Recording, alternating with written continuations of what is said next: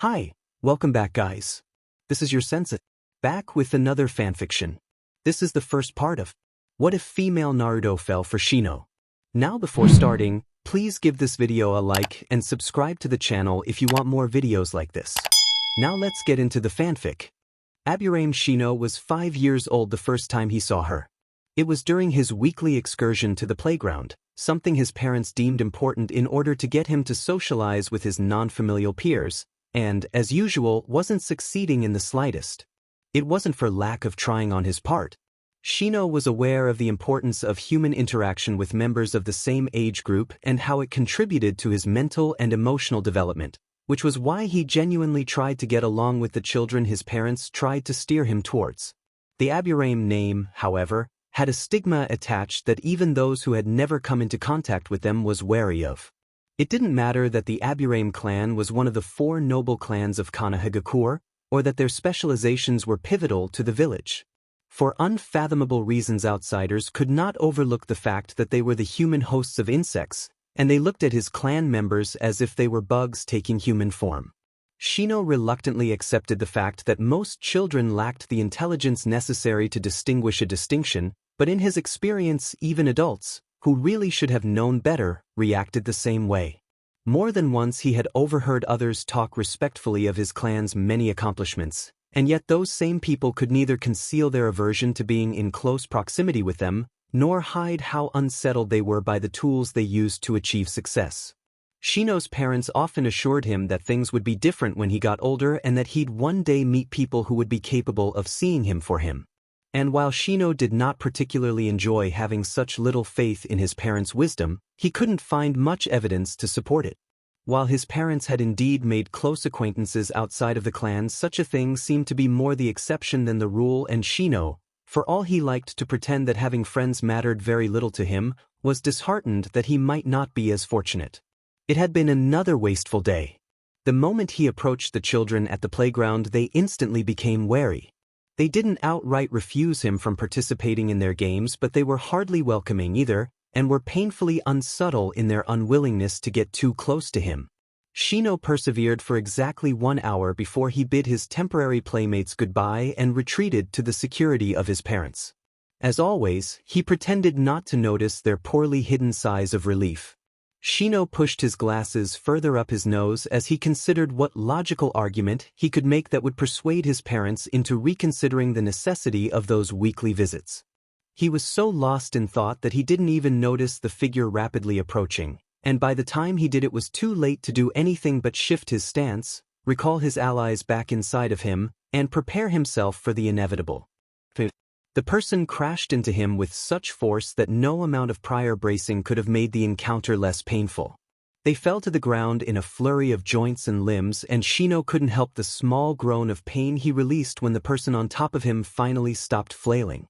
He stared up at the dusty blue sky somewhat dazed, uncaring for the moment that his glasses had been knocked askew, and struggled to regain the breath that had been knocked out of him. "Ow!" a distinctly female voice whined. Shino considered telling the girl that if anyone had the right to complain just then it was him, but decided against it. It would solve nothing. After reassuring himself that nothing had been sprained, twisted, dislocated, or broken, Shino started to sit up. His efforts were thwarted when a face fell over his, thankfully blocking out the harsh glare of the sun, and he was met with a pair of the bluest eyes he had ever seen. Hey, are you alive?" his accoster asked. Shino had half a mind to tell her that such a question was redundant if she still had cause to wait for an answer, but the comment died in his throat when she leaned forward to peer at him, as if to make absolutely sure he wasn't dead. "I'm fine," Shino grunted, and the face hovering over his immediately broke into a wide smile. Perhaps it was the glow of the sun that illuminated her blonde hair into tendrils of gold, or the enormous grin that softened the curious whisker marks on her cheeks into something less fierce. Maybe it was the way her sapphire blue eyes sparkled with amusement, with life, and her body vibrated against his with a vitality that seemed to seep through his clothes and into his skin. It might have been any of those things, or a conglomeration of all of them. In the end, Shino supposed it didn't matter. The result was the only thing of true relevance, anyway. The moment they were on their feet, she was moving again, arm raised in a wave as she ran off. Shino wanted to tell her that she should probably pay more attention to her surroundings if she wanted to avoid knocking herself and another unsuspecting victim to the ground, but the words wouldn't come. His tongue felt heavy in his equally tight throat and he absently wondered if he were getting sick. That would certainly account for his sudden bout of lightheadedness and stomach cramping.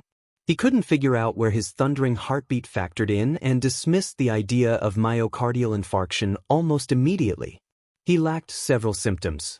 Shino wasn't aware of time passing, and as such, didn't know how long he'd been standing there, staring after a girl who'd long since disappeared. His parents had eventually come to retrieve him, but when they asked what troubled him, Shino found he couldn't answer. He'd never before had trouble with articulating his thoughts, but now they scattered like dust particles whenever he tried to arrange them into something coherent. Shino reasoned that his difficulty stemmed from his inability to understand it himself. He didn't know what was wrong with him aside from the physical indicators, but he had a feeling that there was more to it than that.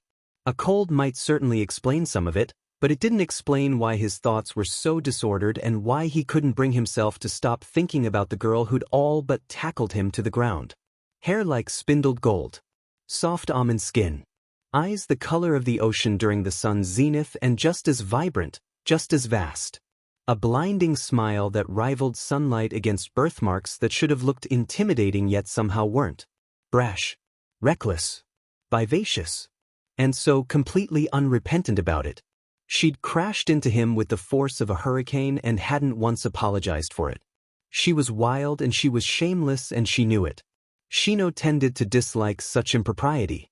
It indicated abrasiveness, insolence, and conceit, traits that were heavily frowned upon within his clan and for good reason. Arrogance caused imprudence which hindered logic and threatened structure. Disarray and unproductivity was the result of irrationality and instability. It was why the Aburame clan were so uncompromisingly self-contained. While they were not the insects they carried, the conduct and structure of the clan was in accordance with them. Insects were beings of pragmatism. Each and every one of them had a duty, both to their colonies and their environment.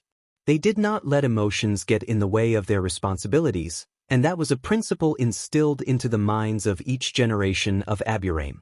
While it was important to remember that they were above all else human, it was equally important to restrain human instincts and impulses when they threatened to obstruct one's goals. Shino should have been repulsed by her behavior. Her carelessness had caused him harm and she hadn't even taken a moment to apologize before she was tearing off again, no more wiser than she was before. She was rude and reckless and brutish and wild, and Aburame Shino had never, ever met anyone so mesmerizing in all his 5 years of life. He never saw the girl again. He tried finding her, but there was only so much a 5-year-old could do with only a name to go on. She never returned to the park when he was there, and when he tried to ask around he was constantly stonewalled. She was blonde and she had blue eyes, but there were quite a few kids with blonde hair and blue eyes in their village. It was only when he described her strange birthmarks that he got answers, but they were all peculiar. Not to mention the furthest thing from helpful. According to the other children, her name was some variation of Naru. She was their age, she didn't belong to a notable clan, and she was annoying. She was also something of a pariah. The kids didn't know why, but most of their parents had warned them about befriending the girl. Apparently she was really bad news and best to be avoided. After he'd finished prying every ounce of information out of them, he'd gone on to confront their parents. He'd asked the same questions and said the same things, and while their answers had been similar in nature to that of their progenies, their physical responses had been so very different. Hatred, fear, disgust, unadulterated loathing. The girl's name was Uzumaki Naruto and she was a monster. They never said more than that and outright refused to elaborate, but it was a consensus between them. They were insistent that the girl was the living embodiment of evil and that Shino would do well to not go near her, lest she corrupt him. Shino would have been quick to dismiss it as fantastical nonsense, but their expressions had made him reluctant to do so. They reminded him of an enemy Nin he'd once seen being apprehended by Anbu. The man had attempted to steal a forbidden scroll from the Hokage's tower, and Shino and his father had stepped out of the building just in time to see the man get slammed into the pavement, two of Konoha's deadliest forces pinning him in place. Shino had only been 3 at the time, but he could still recall the look on the man's face even now.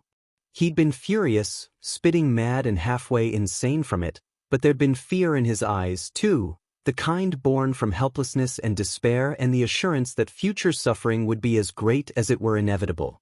The villagers had looked like that, too, when they spoke her name, as if they had committed the greatest sin just by doing so, and she'd appear at any moment to consume their souls. The fact that they referred to her as it and thing only reinforced his apprehension. Shino had never been one to take others' words at face value, especially words as dubious as that, but the conviction in their words, hardened by audible steel and barbed wire, made him wary. He sat on the data for 2 days before deciding to ask his parents.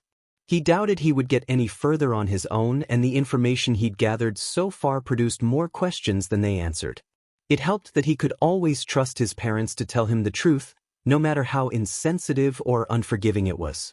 Mother, father, Shino started. He waited for them to set down their bowls, as was polite, and continued, "Who is Uzumaki Naruto?" Shino saw their eyebrows rise from above their glasses, and he shifted in his seat. That his parents would outwardly show their surprise was worrying. "Why do you ask?" Shibi inquired, peering at his son. Shino wished he'd had the foresight to bring his glasses to the dining table.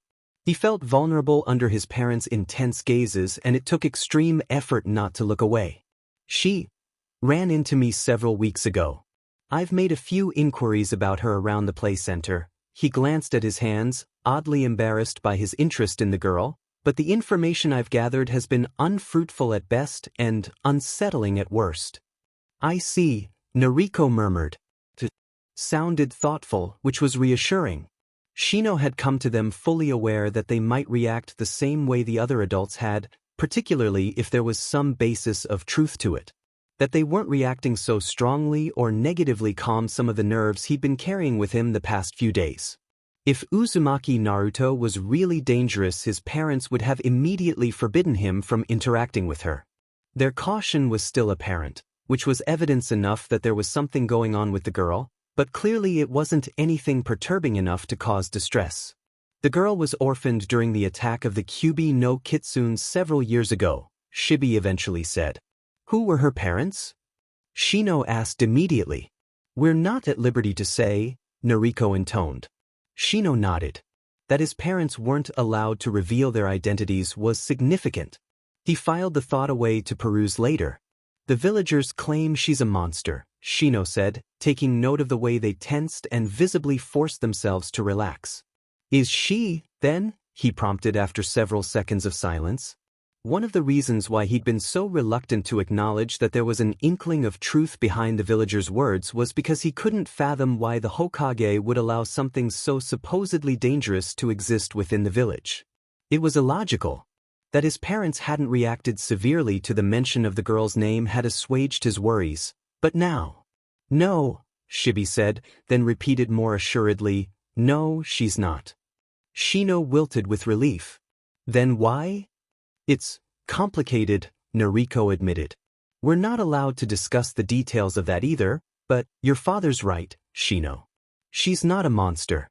The villagers are not entirely logical in their treatment of the girl." Another thing that his parents weren't allowed to disclose. Shino filed that tidbit away to, "So neither of you would mind if I were to approach her?" His parents glanced at each other. Words weren't spoken, but Shino knew a conversation was taking place, anyway. "We don't oppose," Shibi eventually said. "Whether you choose to befriend her or not is a decision that should be made based on your own observations and personal judgment." Shino nodded. He would have done so anyway. "Tell me, Shino, what is your impression of Uzumaki-san so far? I admit that I've never met the girl personally." "You said she ran into you?" Shibi asked. "Yes." And then she proceeded to continue running with little regard to the people around her, clearly not having learned her lesson. Shino paused and added, "Also, she didn't apologize." Noriko sounded almost amused when she said, "I see.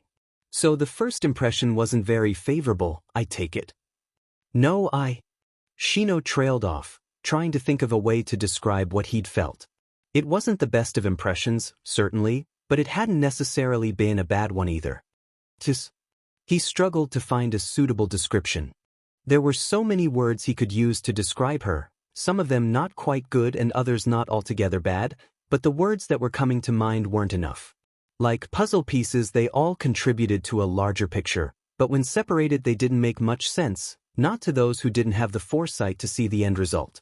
Shino could say that she'd been rude and coarse and reckless, but she wasn't only those things, she was also sincere and charming and bright. He didn't know how to explain that those traits were an interconnected web because it didn't make much sense even to him. Yes, she was rude, but rather than making her seem arrogant, it just made her seem sincere, like she refused to offer platitudes she didn't mean.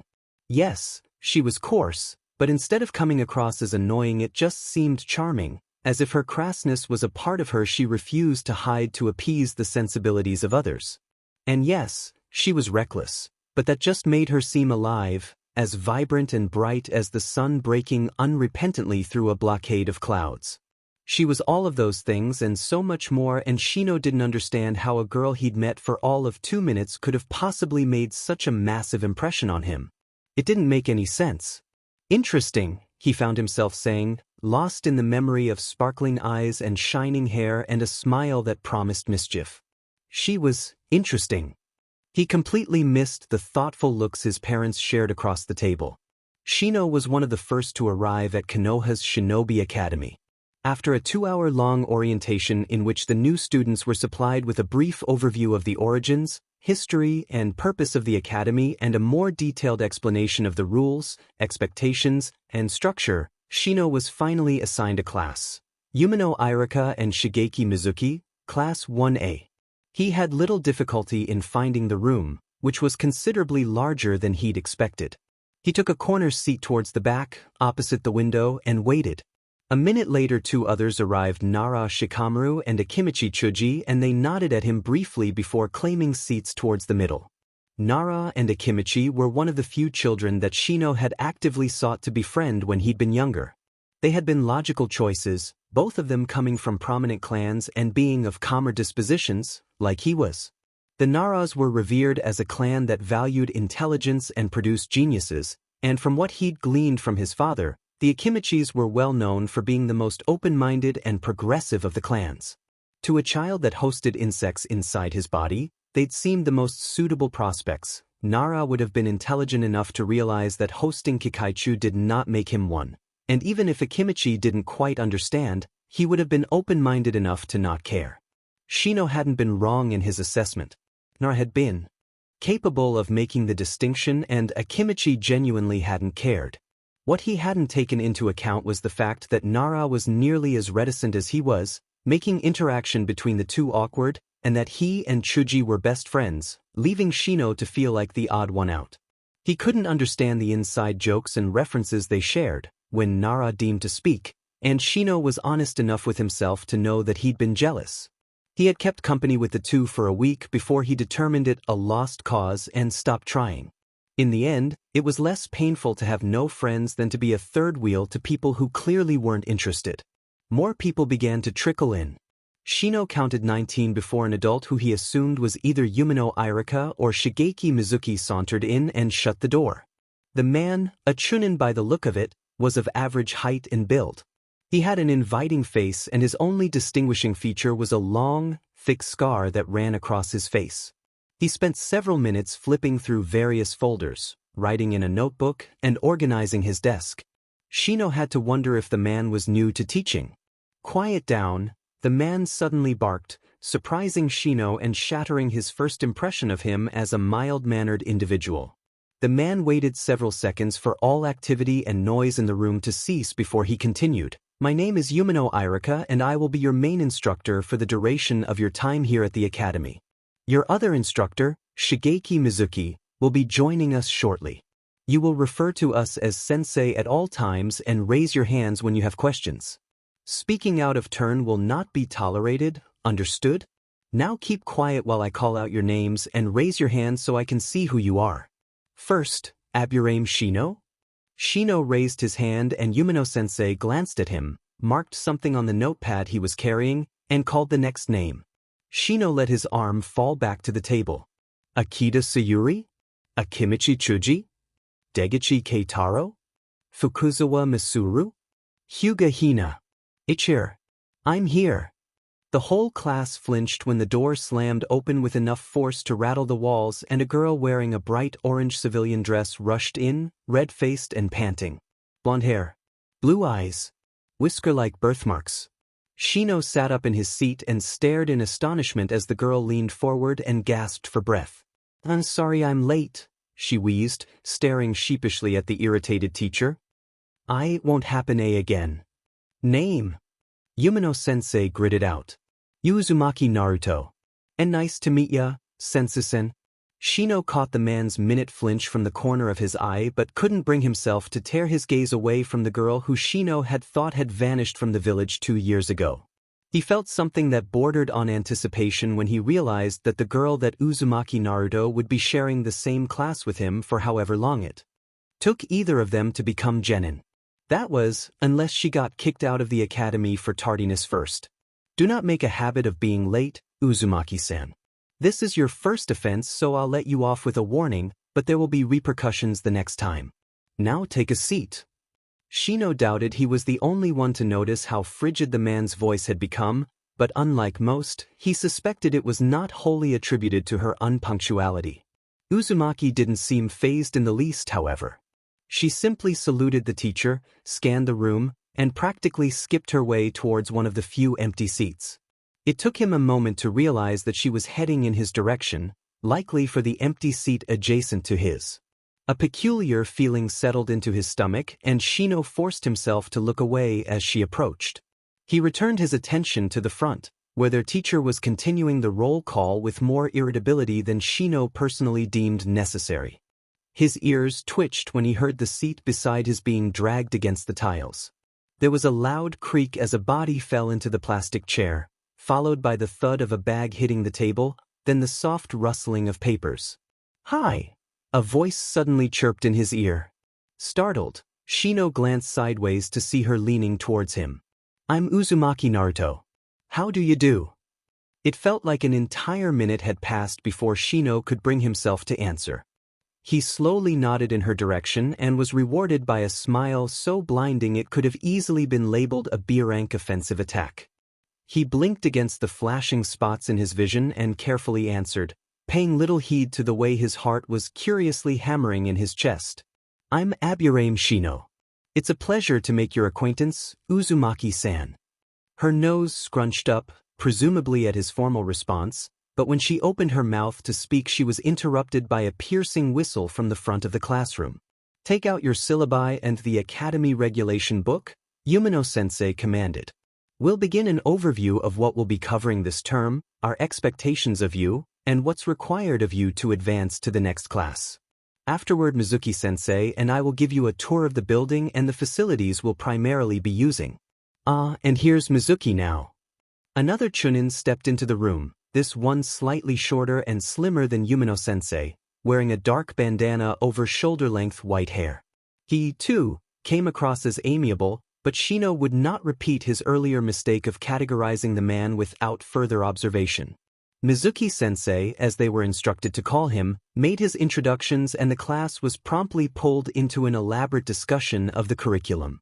When Shino finally caved several minutes later and turned his head to observe the girl, it was to find her sleeping.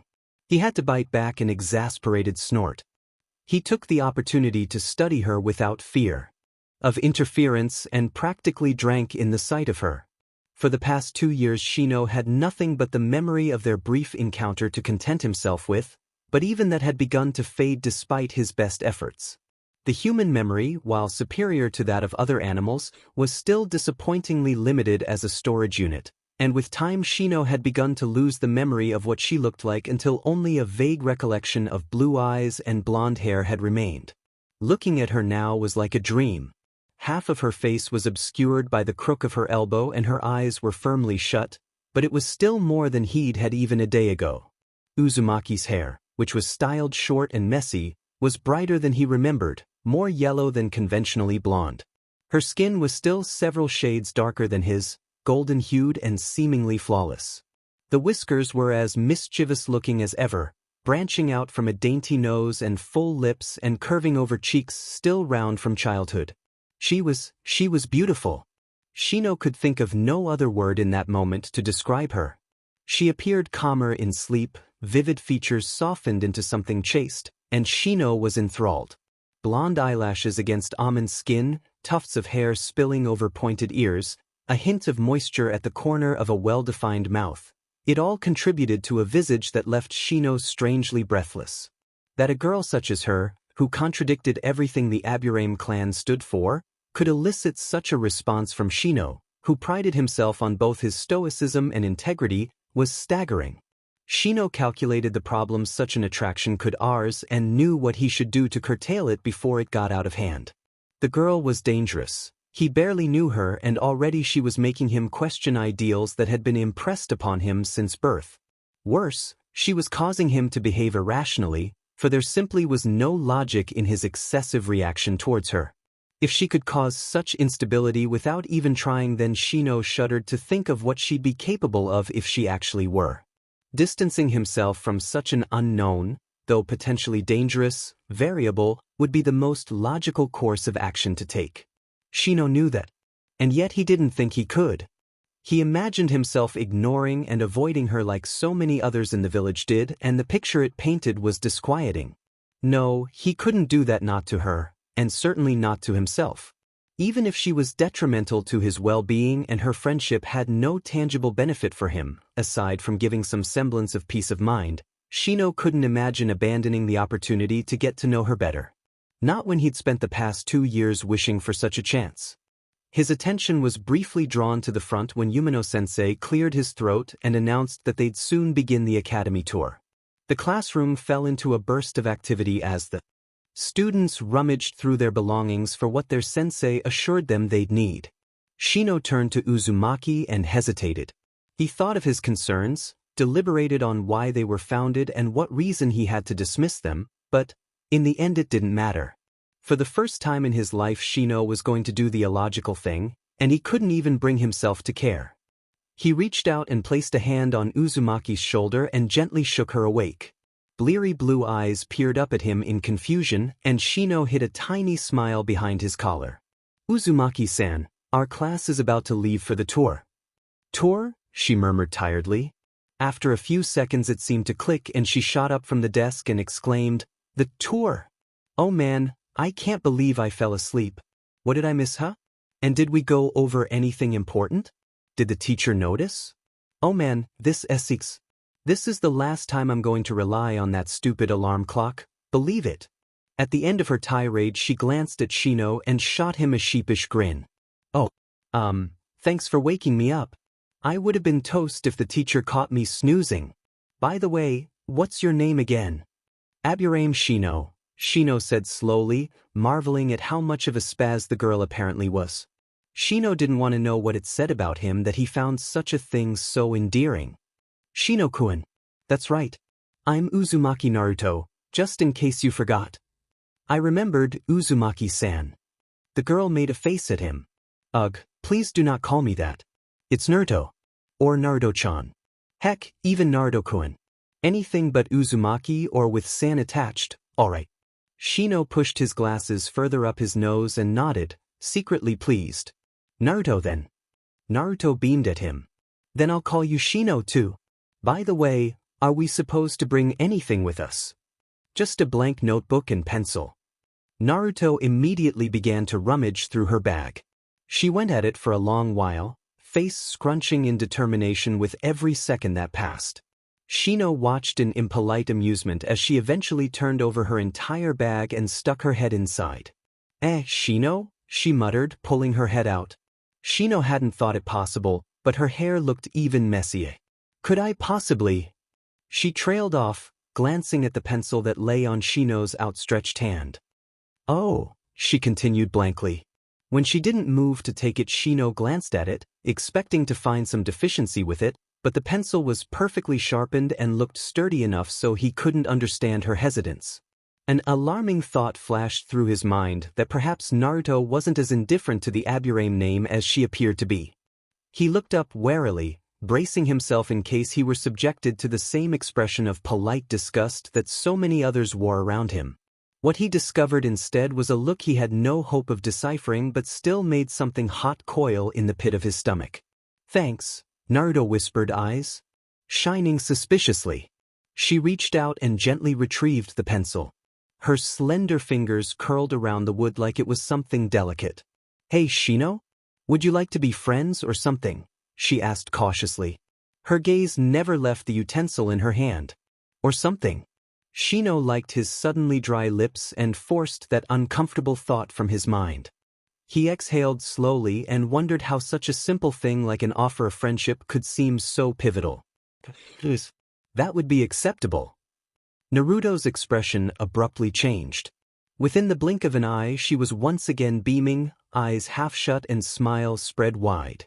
It was infectious, and Shino couldn't help but return a small one of his own, even if she couldn't see it. Shino looked forward to the day when she'd be able to read his expressions without physical evidence, like his father's partner, Inuzuka Tsum, could with him. Or something. "We're going to be the best of friends, I just know it," Naruto practically yelled. Shino didn't have the heart to tell her that his ears were perfectly functioning and as such, shouting wasn't necessary. "I agree," Shino commented, just to see if her grin could stretch any wider. It could. To be continued. "Hey, Shino, what are you looking at?"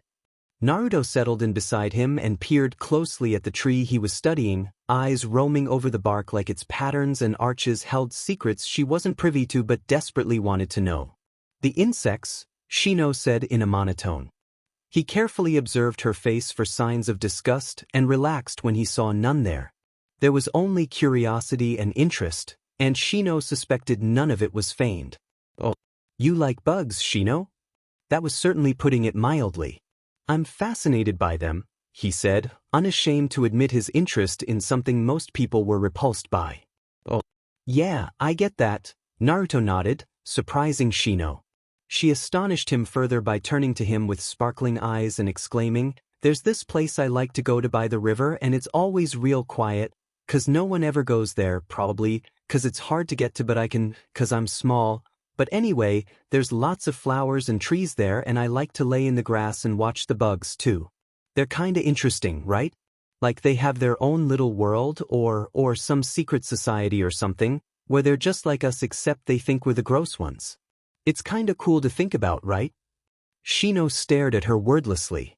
"You should probably finish your lunch, though, 'cause I think the break is going to be over soon and then. My clan is renowned for using insects in combat." Shino interrupted her, mouth forming words faster than his brain could provide them. "At birth we're offered to special breeds of insects as organic nests. They enter our bodies through the pores in our skin and remain in symbiosis with us until we die." Shino adjusted his glasses and continued evenly, "It's a mutually beneficial arrangement between us. They take refuge beneath our skin and in doing so are given a limitless food supply and a secure area to breed, and in exchange they give us access to their unique talents and allow us to use them in battle. The breed I host are called Kakaichu, and the Aburame are the only clan in the elemental nations capable of utilizing them in such a way." Shino fell silent and observed Naruto, who was doing an admirable impression of a koi. She stared at him with wide, disbelieving eyes, and Shino had to wonder if his impulsive decision to share such sensitive information had been the best decision. He would have told her eventually, of course, but perhaps it might have been more considerate of him to wait until she'd known him for longer than a day. He didn't want to scare her off, which was a shocking realization. At some point in his childhood, Shino had become accustomed, and later desensitized, to others rejecting him because of who he was and what he contained. In retaliation, or perhaps as a defense mechanism, he developed and abided by the opinion that those who could not accept him were worthless. Shino's pride in his clan and his allies was as much a part of him as the colony beneath his skin, and to undermine that by pandering to the delicate sensibilities of others felt akin to personal treason. Shino did not see the value in wasting time or effort in trying to sway the minds of imbeciles and endear himself to fools. He supposed it was a cynical outlook for a 7-year-old to have, but there were only so many times one could be rejected and shunned before they built a bulwark to stave off the humiliation. And yet there he was, worrying over the opinion of someone he barely knew and mulling over ways to make her feel comfortable with him. Shino was certain that if someone were to place a mirror in front of him right then he probably wouldn't have been able to recognize himself. The idea that she was dangerous reared itself again, but before Shino could chase the thought he was interrupted, perhaps fortunately, perhaps not, by an ear-splitting shout that made him wince. Cool! Naruto cried, and she moved closer to Shino, not away like he would have expected and like so many others did. She shifted so close their knees touched and leaned forward with little regard to propriety or personal space. Shino was beginning to understand that she didn't comprehend, or care about, the meaning of either. Though he'd never been tactile or keen on being touched, he found he didn't mind it so much when it was her, the familiar feeling of aversion replaced by something almost pleased. Shino felt like a pearl in the mouth of an oyster beneath her elated, fascinated gaze, like he was something unexpected and valuable and entirely new. There was none of the morbid curiosity or veiled dislike he so often saw. None of the unease, or fear, or contempt. Her face was as open as the sky was wide, and Shino felt something splinter inside him, and something else begin to heal. So you have a whole bunch of bugs inside of you right now? And they can do whatever you want them to? She asked through narrowed eyes as if she was trying to see through his clothes and skin. Shino wordlessly lifted his arm and a black insect, barely larger than a grain of rice, scuttled out of his sleeve. More followed, crawling out through his skin and joining the others, until they covered every visible inch of skin. Naruto clenched her hands into fists as if she was trying her hardest not to reach out and touch. So what can they do? She asked, eyes riveted and unblinking. Shino, feeling hopelessly overwhelmed, disclosed what he was permitted to while he struggled to deal with the realization that he'd just fallen in love. Again, Naruto, Shino commanded, shifting his stance. He brought his arm up just in time to block a well-aimed kick to his head and grunted at the impact. Instead of lowering her leg as Shino expected, Naruto spun on her right heel and attacked him again, this time aiming for his lower abdomen. Shino instantly tightened his guard, but the momentum of her spin added unanticipated force to an already strong kick, and Shino's defense was blown wide open. He managed to block most of the attack, but even being glanced at by Naruto's heavy hits was damaging. Shino was forced to retreat rather than risk another bruised rib. He barely had time to settle into his new position before Naruto was on him again, attacking with a rapid barrage of kicks, punches, and jabs. He blocked them all, though not without effort or repercussion. His left arm was already starting to go numb, and he knew that if he didn't go on the offensive soon he was going to be overwhelmed. He ducked a high lateral kick and zeroed in on an unexpected opening. There was no time wasted on deliberating. He instantly went for it, right arm bending low and rotating to a 30-degree angle. Shino curled his fingers toward his palm and made his move. His fist was merely centimeters from the targeted area when he felt something heavy collide with his back and he was slammed to the ground. He barely had time to gasp in shock before his face was pushed into the grass and a body crashed on top of him, pinning him in place. It took him a moment to register that he'd been deceived by an amateur trick. How humiliating. I knew you'd fall for that, Shino. Oh yeah, I'm the best. There'd been a time when Shino would have berated Naruto for her unsportsmanlike conduct, but those days had long since passed. Shino would have had an easier time of controlling the weather than attempting to curb Naruto's competitiveness, and somewhere along the line he had simply accepted the fact that she would behave inappropriately whether she lost or won. Case in point, when Shino grunted at her to get off of him, she did so unnecessarily slowly. Shino snorted when she leaned over to grin at him, her head tilted impishly to the side. Behind her the sun blazed like a golden halo and made her hair glimmer like concentrated sunlight. Shino forcefully tore his gaze away just as Naruto continued to speak. I think the score is 26-28 in my favor, right, Shino? She teased, smiling broadly. You need to keep up before I get so far ahead you won't be able to catch up. Shino rolled his eyes and accepted the hand she offered him. Once he was on his feet, he diligently swept grass and dirt from his ruined clothes. His arm ached, but he ignored it. Your speed has improved by at least 15%. Shino commented as he retrieved his glasses from where they'd been knocked to the ground. I experienced increased difficulty in keeping pace with you. As he expected, Naruto basked in his praise. Your defense is getting better, she returned. And you're getting stronger too. I lost track of how many times I hit you before your guard broke. Shino nodded appreciatively, grateful for the commendation even if he was already aware of his progress. He fell into step beside the one person who could claim to be his best friend, and they made their way out of one of the smaller training grounds the Aburame clan owned and towards the main house. I stink, Naruto said absently, sniffing herself. It was crude, but Shino had long since given up on trying to instill manners into her. Not as badly as you, but still. Shino was too exhausted to be appropriately offended. Not all of us are gifted with your unnatural stamina, he pointed out. I guess, she muttered pensively. Shino didn't need to look at her to know what expression she was wearing. It was the same one she always wore when the subject of her abnormally high stamina, chakra levels, and rapid healing abilities came up, something caught between wonder, curiosity, and trepidation.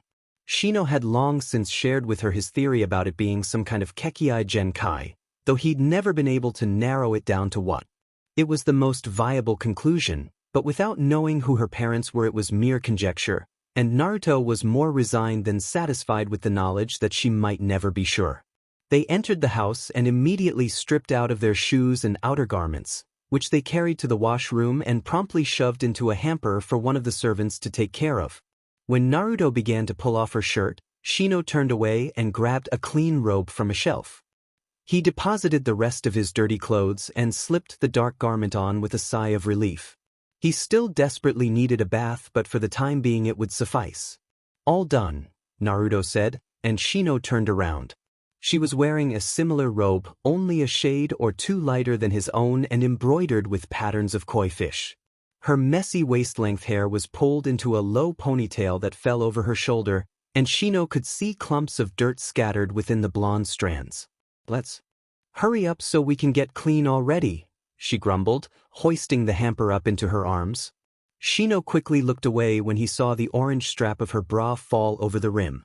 Ugh, I think I've actually got dirt in my mouth. Shino snorted in equal parts amusement and agreement, and led the way to the baths. Hey Shino? Naruto asked, interrupting him from his reading. She leaned over and slumped against him, her own book forgotten on her lap. Shino shut his book, resigned to the fact that he wouldn't be finishing the chapter anytime soon. Naruto sounded thoughtful, and that alone required his full attention. It didn't help that she was pressed firmly against his side, the heat of her body seeping through the thin material of their robes. His shoulder was becoming damp from where her poorly dried hair hung between them, and he had to fight against the urge to run his fingers through the dark strands and smooth out the visible tangles. Yes, Naruto? Do you think we're going to pass tomorrow? Shino adjusted his glasses and dipped his head in understanding. This was about the genin exams, then. And by we what I really mean is me, because let's face it, you're going to pass. There's seriously no doubt about that. Shino didn't have to think about his response. Naruto, the likelihood of you failing is significantly lower than 85% of the kunoichi in our class. Naruto bit her lip. I only just learned how to get the clone technique right, though, she said anxiously. And I still mess it up sometimes. What if I get so nervous that I can't do it? Then the logical thing would be to not get nervous. She whacked him. Easy for you to say, Mr. I'm always in control of my emotions. Some of us don't have that luxury. You're going to pass, Naruto. Shino shifted so they were nearly facing each other. We've both prepared for the exam to the best of our abilities, and exerting ourselves further would only put us at a disadvantage. Stop worrying needlessly. There was a moment of silence, and then, but what if I? Shino cut her off. If the unexpected transpires and you fail, then I'll simply request to repeat another term. That is the only outcome that will satisfy both parties. Worrying will not help, he stressed, eyeing her over the edge of his glasses. Naruto's mouth fell open and she stared at him with wide eyes. Her disbelief was palpable. What? Repeat it. As if I would actually leave you behind, Shino thought with annoyance. Not to that place where the instructors made attempts to sabotage her at every turn. Shino barely had time to convey how inconceivably obtuse he thought she was before he was tackled roughly to the bed. He registered the new and wholly uncomfortable position they were in and went still. Naruto's arms were wrapped around his neck and her body was pressed firmly against his front, and despite the layers of cloth between them, thin as they were, Shino could still feel everything. Every tantalizing curve and enticing arch and tempting dip. When she shifted against him and a curtain of wet, honey-scented hair fell over his face, he had to bite his cheek against the urge to groan. Logically, Shino knew that they'd been in far more compromising positions in the past. Not only were they an unavoidable outcome of sparring, but Naruto had little to no respect for the concept of personal space. Shino was no stranger to being manhandled to the ground after a fight or bearing the physical brunt of an impulsive tackle when Naruto was particularly excited, yet he couldn't help but notice how different the circumstances currently were. He marveled at how something as simple as a change in location could cause such a significant shift in perception even as he struggled to remain unaffected as his friend wriggled above him. Shino could admit that he wasn't faring as well as he would have liked. Nair, you're the best friend in the entire country. No, the whole world, Naruto interrupted him, tightening her grip. Shino hadn't thought it possible for her to get any closer and yet she was. He clenched his jaw as heat rose to his cheeks and wondered, perhaps melodramatically, what he had done in a past life to deserve this. God, Shino, you have no idea. I swear won't let you down. Believe it. I have little doubt, Shino gritted out. However, I'd appreciate it if you would get off of me. He thought quickly and added, You're surprisingly heavy considering your size. It worked like a charm. Naruto leaned away and glared at him murderously. She might not have always behaved the way most girls their age tended to Shino's immeasurable relief, but there were certain things that even Uzumaki Naruto was defensive about. Her physical dimensions were one of them. Hey, take that back, she snapped, rising up to her knees. She smoothed down the material over her stomach and said, I'm not fat, I never said you were, he intoned. He nearly wilted in relief when Naruto finally climbed off of him. You sure as hell implied it. I believe I said that you were heavy, Shino commented mildly. He sat up and placed his book conveniently on his lap, thanking a god he didn't quite believe in that Naruto was too riled up to notice. There's a significant difference. Barely, Naruto shot back.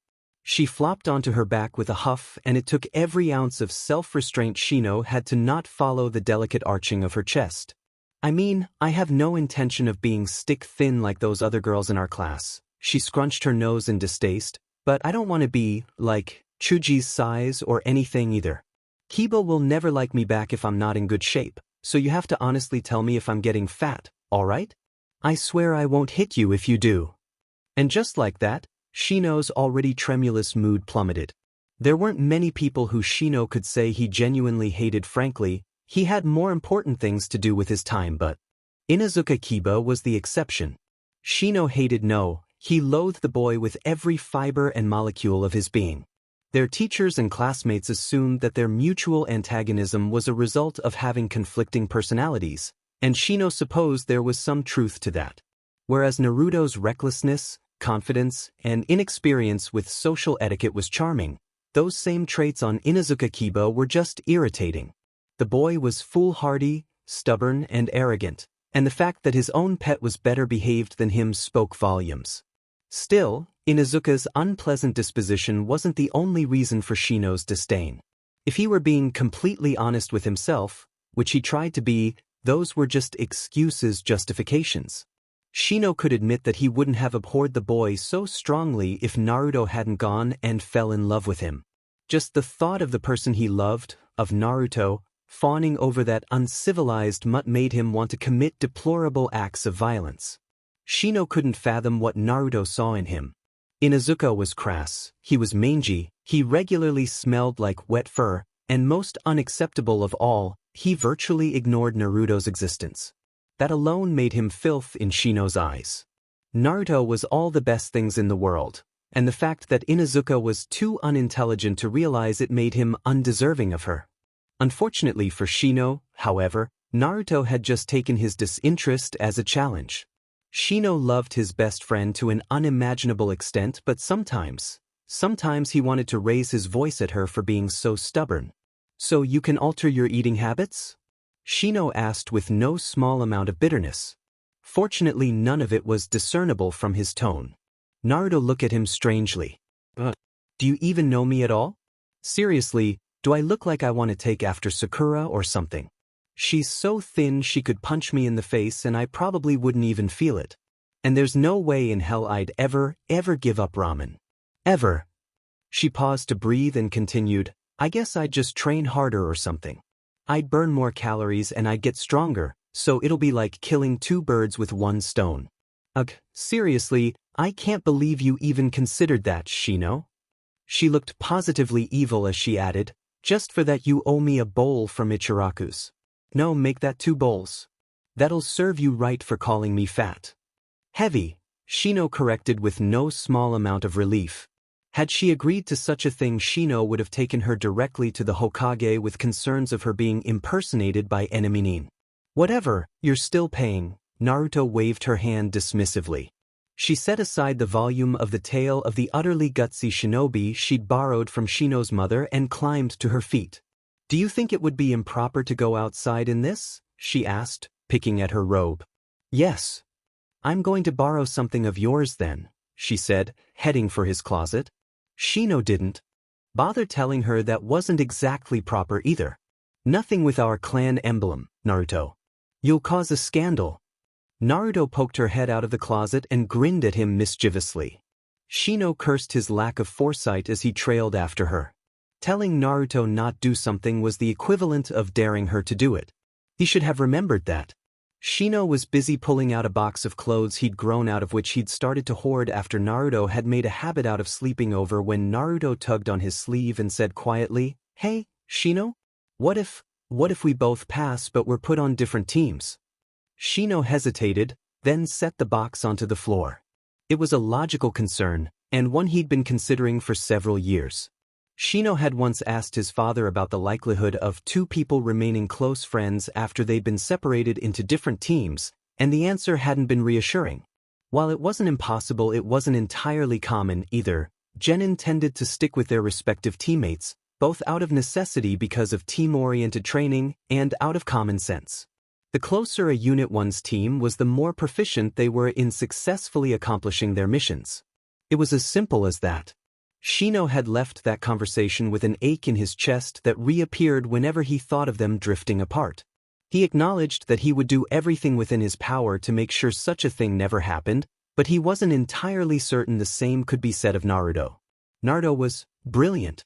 She was vibrant, she was compassionate, and most importantly, she was sociable. It was often overlooked because of her tendency to talk only to Shino, but that was out of necessity, not incapability, as was Shino's case. Shino was abysmal at making friends, and he always had been. Not only was there a stigma attached to his name, one that frightened most people off, but his eccentricities and reserved nature tended to make even those who didn't take issue with his allies wary. Naruto, on the other hand, was normal. She liked normal things, she had normal interests and habits, by shinobi standards at any rate, and she was perfectly capable of drawing people into conversations and keeping them engaged. The only strike against her was the fact that she was essentially the village pariah, but that could be changed with time.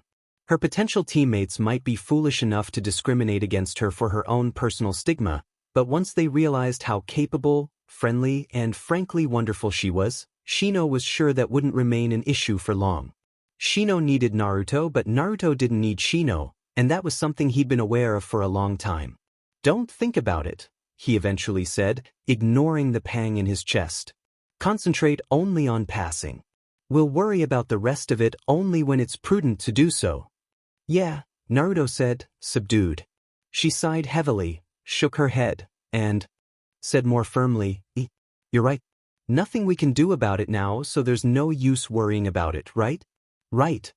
She turned to Shino and accused, "I know what you're doing, by the way. You're trying to stall so that by the time we get to Ichiraku's it'll be closed, aren't you? Well, that's not gonna work, even if I gotta drag you out of here naked." She clapped her hands. Chop chop. You're wasting daylight and I'm starved. Shino let her boss him around with a relieved smile. Things would turn out all right. Even if Naruto didn't pass the exam or they were put onto separate teams, things would be all right. He'd make sure of it. Shino had never considered that the genin exam would pose a problem for him, but even he was surprised by how easy it was. The written exam was straightforward enough that even Naruto had breezed through it, and academia had never been her strong suit.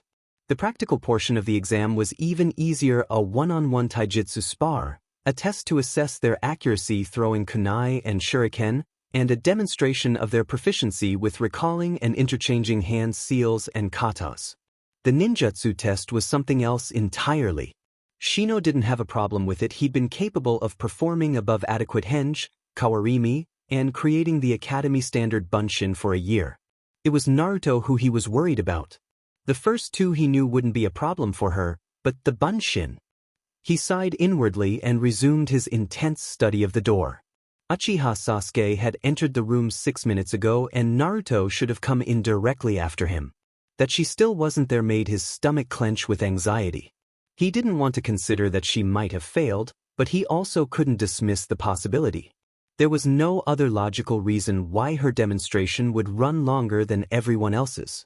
The final exam shouldn't have exceeded 2 minutes, yet she was already pushing 7. Shino knew what he would do if she failed. Returning to the academy for the next 8 months would be inconvenient, but Shino had already made his decision in regards to that. It was problematic enough that they might not be placed onto the same team, but to become genin at different stages, too? The probability of them drifting apart became significantly higher under both circumstances, and Shino couldn't risk that. He couldn't risk Naruto. Neither his parents nor his clan would be pleased with his decision, but in the end the choice was his to make. It helped that his training wouldn't come to a stall even if he didn't become a genin, since the majority of what he learned were clan techniques anyway. Shino was pulled from his thoughts by the rattle of the doorknob. He held his breath and clenched his fingers over the cool metal of his hitayate as the knob twisted and the door was pushed open, only to deflate when the person who stepped through was decidedly not Naruto. Irika-sensei immediately sought out his gaze and, with a sad smile, shook his head. She hadn't passed. Shino closed his eyes and tried not to feel disappointed. Don't you dare ask to go back to the academy. I mean it, Shino. If you aren't at the meeting tomorrow, I swear I won't ever forgive you. Naruto. Shino read the crumpled slip of paper possibly for the 100th time before returning it to his pocket. After several minutes of mulling over its contents, he withdrew it and read it again, as if willing it to be more elaborate. To Shino's disgruntlement, no matter how many times he reread it, the 29-letter message remained the same. Shino had woken up early that morning intending to visit the academy and submit his request to be readmitted for another term. He probably wouldn't have noticed the message had it not been taped to the bridge of his sunglasses, leaving Shino to wonder how Naruto had managed to sneak into his rooms without him, or anyone else for that matter, noticing. Shino turned his thoughts away from that admittedly interesting line of thought and focused on the more important matter at hand. For all intents and purposes, the message seemed to be a genuine attempt at selflessness on Naruto's part. She was exactly the type of person who would do something like that. Knowing that, Shino would have dismissed it should have done, but there was something strange about the wording, something that tugged on his perceptiveness and drew himself to the note time and time again. It gave Shino the impression that Naruto would be there, which was unlikely considering she failed the exam, and yet, in the end, the only reason Shino hadn't proceeded with his plan was because it was Naruto, and Naruto was quite possibly the most unpredictable person on the continent. Shino was certain that if anyone could find a way to become a genin after failing the primary examination, it would be her. With that thought in mind, Shino pushed open the door to the designated room and stepped through. His eyes scanned over the heads of those already gathered, seeking out his best friend's signature blonde hair, and he frowned when he couldn't pinpoint it. And then he heard her voice. Oi, do you not see the hitayate on my forehead? Geez, Shikamaru, I knew you were lazy, but I didn't think it was so bad you couldn't even be bothered to look 4 inches higher. Nara retorted something dryly and stepped away, and Shino thought, there she is. At once all the tension he'd been carrying fell away like a discarded cloak, And for the first time in what seemed like days, Shino felt like he could breathe properly again. As if sensing him, Naruto's gaze swiveled in his direction, and Shino felt his reclaimed breath seize in his throat at the look in her eyes when she found him. Shino had not even realized he'd moved until his arms were encircling Naruto's shoulders and he was pushing her roughly against him.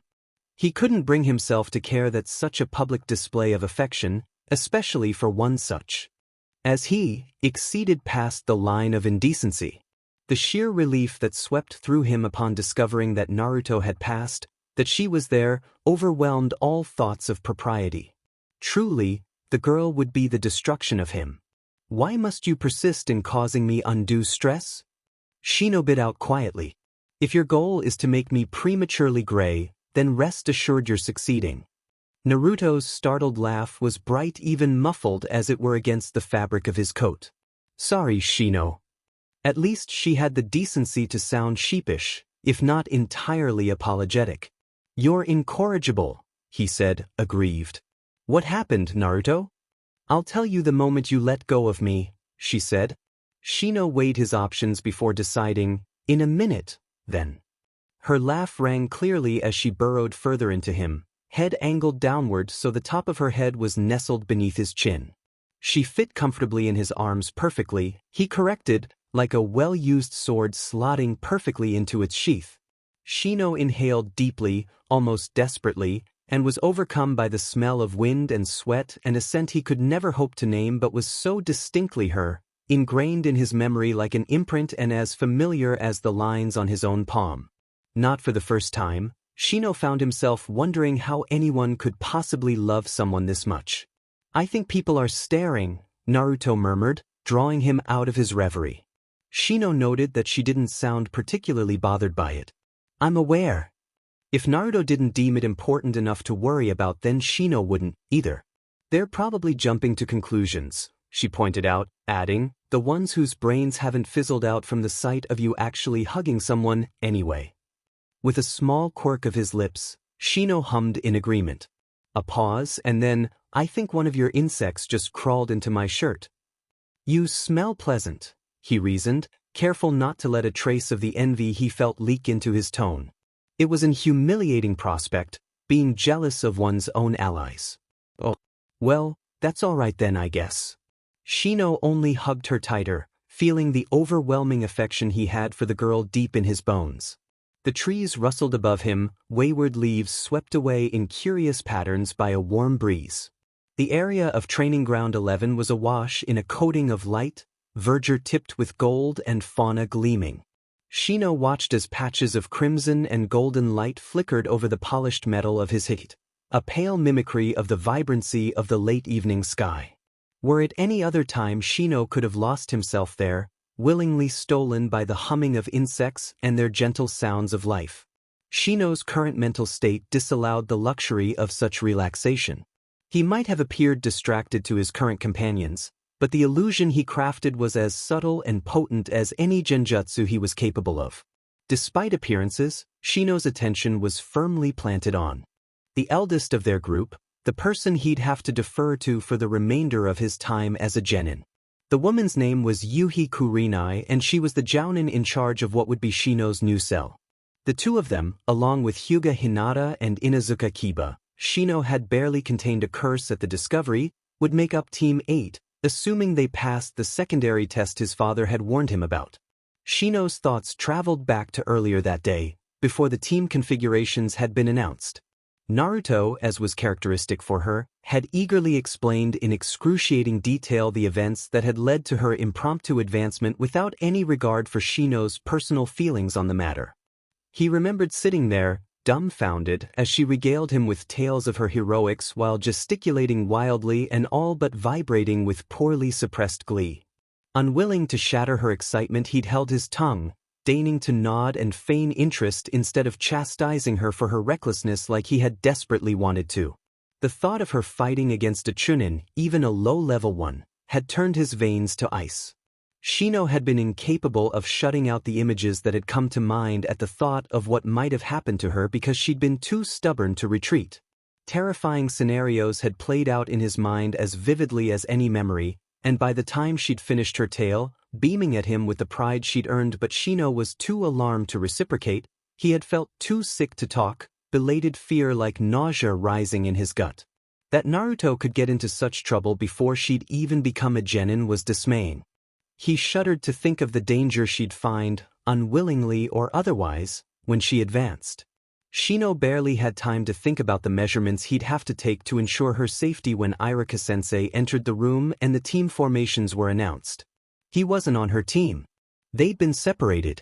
Before Shino had been able to formulate any sort of verbal response, Kurenai-sensei had arrived and shepherded the fledgling Team 8 out of the room. He'd caught Naruto's eyes just before he left, dull blue and belying the smile on her face, and he'd had to turn away before he resorted to something rash, like killing Inuzuka Kiba so they'd have a place for her on their team. It was an illogical and chilling thought, but since meeting Naruto such instances were occurring more often. Shino's only consolation was that Naruto herself was strong. While Haruno Sakura was a questionably adept shinobi, the Uchiha would, at least, ensure that Naruto remained alive, if only for the sake of his reputation and pride. Their Jounin sensei, Hatake Kakashi, was an unknown variable, but Shino would remedy that soon.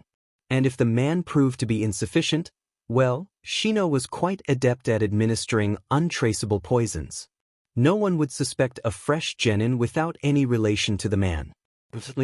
Shino wondered when he had become such a morbid person. And you, Shino-kun? Kurenai-sensei's voice filtered through his troubled thoughts. Shino, who'd only been paying partial attention to his prospective teammates' introductions, said in a monotone, I am Aburame Shino. I like my allies in training. Who he liked was none of their concern. My hobby is usually a variation of the two, as well as discovering new species of insects and contributing to my clan's research. Being in the company of Naruto, talking to her, training with her, being himself around her came to mind, but he gave no indication of it. It was no one's business but his. I dislike animals that eat insects and people who kill them needlessly. I also dislike people who are arrogant, illogical, ignorant, and cruel, among other things. He quickly flicked a glance at the Inuzuka, who spluttered indignantly. My dream is to find a way to extend the lifespan of my allies, become a capable jounin like my parents, and something else I have no intention of disclosing. He uttered the last part only to incite the irritation of Inuzuka, and smirked to himself when the other boy reacted as expected.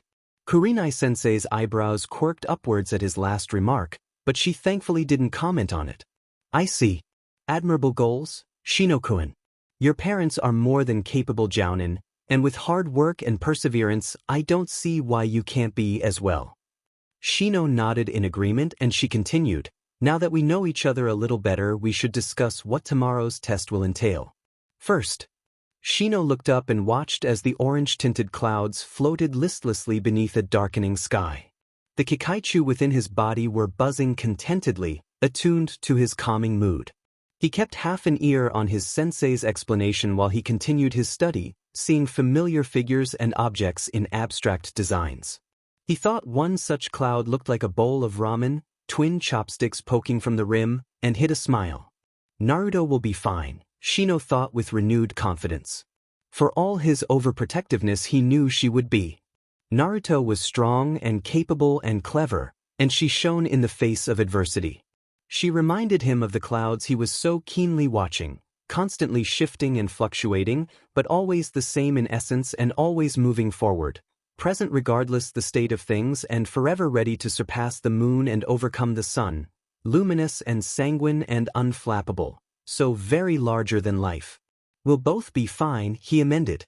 Even if they weren't on the same team, they would manage and they would succeed. Shino believed that with more certainty than the setting of the sun. To be continued. Shino could honestly say that he had never been more terrified in all his 8 years of life. Things had been going well. He and Naruto had been training in taijutsu, not the academy standard one, which was inadequate at best, but an outdated variation of his clan's current style, which his parents had granted him permission to share with her, and things had been fine. That was, up until Shino had kicked her shoulder in and a sickening popping sound had resounded through Training Ground 3. He had frozen in horror when Naruto had fallen to her knees in shock, her trembling fingers hovering over a visibly dislocated shoulder. It had taken until the first tear had fallen before his brain had resumed proper functioning, and he'd hastily gripped her uninjured arm and lead her to his compound, which was mercifully close by. And now here they were, sat before his mother while she examined the injury, and Naruto tried her best not to cry. This wasn't how Shino had wanted them to meet.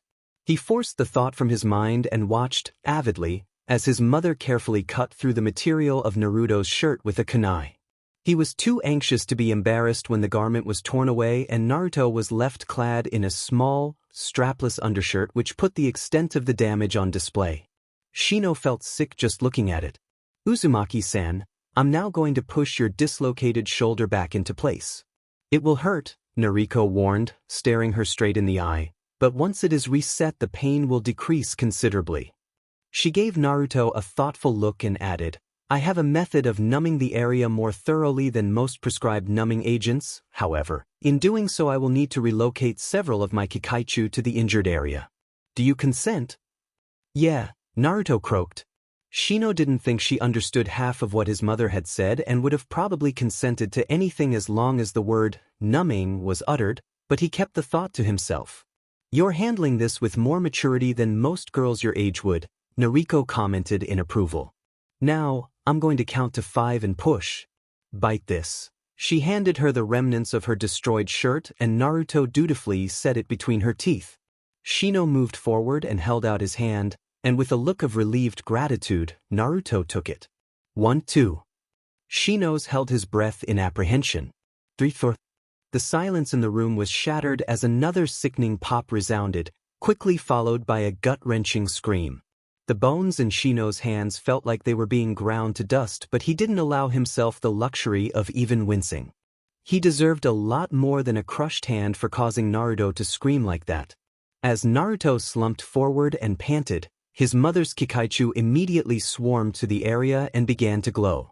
Shino watched as some of the furious bruising began to ebb, fading from a dark array of purples and blues to softer hues of yellow and green. Nariko brushed her fingers against Naruto's sweaty brow, and the action made Shino feel warm, though he couldn't quite figure out why. Naruto looked up in weary surprise, but it was short-lived as Nariko placed her hand above the injury and gently. "How does it feel, Uzumaki-san?" "Better," Naruto admitted, to Shino's immense relief. "It feels more like a bruised muscle and less like I was stabbed with a hot poker a dozen times." And just like that the cloying guilt returned. Nariko huffed in amusement at the analogy and withdrew her hand. "I'll administer a proper pain relief antidote later, Uzumaki-san. Aside from severe tenderness it should be fine, though I'd suggest you visit the hospital if your condition worsens. For the next week you will need to refrain from..." Shino studied Naruto's face as his mother instructed her on everything she'd need to do, and not do, to recuperate properly. There were still remnants of pain there, etched into the lines of her face, but they were mere shadows compared to the agony that'd been there only minutes ago. "I got it," Naruto said with a careful nod. "Thanks for healing me, Aburame-san." "It was no trouble, Uzumaki-san," Nariko intoned. She recalled her allies, and while she appeared to be apathetic, Shino knew that she was shrewdly observing Naruto for her reaction. Naruto didn't disappoint. She stared in open fascination as the glow surrounding the Kikaichu dissipated and they rose into the air and returned to their host. Shino caught the gleam of satisfaction in his mother's eyes and felt a smile tug at the corners of his mouth. It was a rare thing, indeed, to find someone who responded so well to their allies. Even those who weren't outright fearful or disgusted tended to react poorly when forced to be in close proximity with them, never mind in direct contact. Non-clan members who showed the level of enthrallment Naruto was currently showing were rare. And Shino had found her first. Nariko shot Shino an approving look and he felt it sink through his skin, straight to his very heart. He turned his head to hide his smile, which widened when he heard the soft huff of his mother's laughter. "I'll retrieve the medicine for you now, Uzumaki-san. If you're feeling up to it, perhaps you should consider staying for dinner." Shino looked up just in time to see Naruto's face slacken in shock. "Me?" she asked incredulously. Nariko's eyebrows rose over her glasses. Yes. My husband and I had been intending to invite you for some time now, but between our missions it has been difficult deciding upon a date when we'd both be available. Unfortunately, he is not currently in the village, but that is of no consequence. He can make your acquaintance the next time you visit. The next? She trailed off, then ducked her head when words seemed to have deserted her. Shino clenched his free hand into a fist, infuriated that such a simple thing like a dinner invitation could cause such a visceral reaction from her. With renewed determination he vowed that he would find out why Naruto was treated as she was. Their efforts had been unproductive so far, but Shino was certain that something, or perhaps someone, would eventually have to give.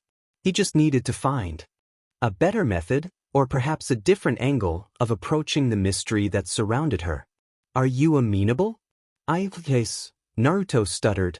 If it's not too much trouble. It's not, Nariko said, scrutinizing her with narrowed eyes. Shino could almost feel the displeasure radiating from his mother in waves. Shino-kun, perhaps you should bring Naruto to your room to rest? She waited for him to nod in agreement before continuing, if you'll excuse me, then. I'll come by with the medicine shortly, Uzumaki-san. His mother gave Naruto a short bow, which Naruto was too busy studying the floor to see, and quickly left. The silence that lingered in her wake was anything but comfortable. How do you feel? Shino asked, after a while. Like someone kicked my shoulder out of its socket, Naruto responded dryly. Shino flinched and said stiffly, I apologize for that, Naruto. Harming you so severely was not my intention. Naruto looked up, and whatever she saw in his expression was enough to ease some of the tightness from her face. It's all right. Accidents happen, I guess. Besides, that kick was kind of badass. I should have been able to block it. Her expression morphed into something fierce. And next time I will. Shino allowed some of the tension to trickle from his shoulders. Your mom seems real nice, Naruto said after another long pause. There were a myriad of emotions lurking within her tone, but Shino was too emotionally exhausted to even consider unraveling them. She is, he agreed. It's unfortunate that the two of you had to meet under such stressful circumstances. Hopefully the meeting between you and my father won't be as intense. Naruto grinned sheepishly. Sorry. Don't apologize, he leveled her with a flat look. In any event, you managed to impress my mother quite a bit, which is rare. She's not one to get impressed easily. What do you mean? Despite being in unimaginable pain, you were very well composed, and that is a trait those in my clan highly respect, Shino told her, adjusting his glasses. Additionally, you did not show aversion to my mother's allies, which she found both endearing and admirable. She is quite taken with you, Shino said with no small amount of pride. He would have been displeased if Naruto and his mother had not gotten along. Naruto gaped at him even as an embarrassed flush rose to her face. What? How did you get any of that from her? No offense or anything, but she looked so blank. I couldn't read her at all. Shino bit back an amused snort. His mother had been the most emotional he'd seen her in weeks. You'll find it easier to read her once you become better acquainted with her, he said. When Naruto shot him a disbelieving look, he asked, What am I feeling right now? Amusement, Naruto said immediately, then with a scowl, You're laughing at me, you jerk. Shino's lips twitched. And yet my facial muscles have barely moved throughout our entire conversation. It took a moment for Naruto to get it. Oh, I see. Hey, is your dad the same way? Compared to my father, my mother is quite animated, Shino corrected, taking delight in the way Naruto's shoulders slumped, and she mumbled something along the lines of, You people need to come with a handbook. Feeling lighter than he'd had in over an hour, Shino stood from his seat and pulled Naruto up with him. I'll show you to my room. You need to rest, and it would be impolite to have my mother searching the entire compound for us. All right, she said and followed him. Neither of them commented on the hands that remained entwined, but when Shino carefully squeezed Naruto's fingers, Naruto, just as gently, squeezed back. I think that's enough for today. Great job, team. Tomorrow we'll meet at Training Ground 9, 7 a.m. sharp. Oh, and Hinata? A word before you go, please? Shino watched impassively as 1/4 of their cell struggled to her feet, limbs visibly shaking from the strain of undergoing 3 hours of intensive chakra control and endurance training. Hinata nearly tipped over, but Inuzuka caught her just in time, one hand latched onto her shirt to prevent her from falling. It would have been an inspiring sight if Inuzuka himself didn't look ready to collapse. Shino restrained the urge to think something snide towards the arrogant mongrel whose bark was, as always, bigger than his bite, but Shino, while many things, was not a hypocrite. Although he wasn't as worse for wear as his teammates, he wasn't immune to the fatigue that hours spent sparring and sprinting on water wrought. If it weren't for his considerable chakra reserves and stamina developed out of the necessity of being sparring partners with a girl who had both in spades, Shino would have likely passed out hours ago. With a weary sigh, he hauled himself to his feet and, with a small flare of chakra, recalled his allies to him. He ignored Inuzuka's disgusted sneer as his Kikaichu traveled up his hands, into his coat, and burrowed into the pores of his skin. Their presence hadn't been needed for the day's training, but Shino had long ago made a habit of sending his allies to scout whatever area he happened to be in, even if it was his own territory. If nothing else, it served as practice for the both of them. A quick glance at the position of the sun was all Shino needed to know that he was late for dinner. Naruto wouldn't be pleased. The thought of her waiting impatiently for him at her ramen stand, fingers thrumming furiously against the table, made the corners of his lips twitch in amusement. He bid goodbye to his teammates, which they returned with varying levels of spirit, and left the training ground.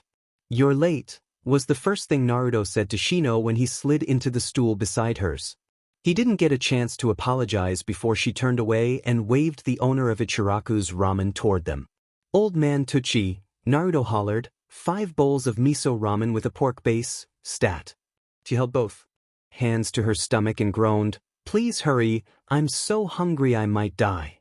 The owner snorted in amusement and promptly tossed an obscene amount of noodles into boiling water. "And you, Aburame-kun?" the owner's daughter asked. "2 bowls of pork ramen, please." "Thank you, I am San." "Always so formal, Shino-kun."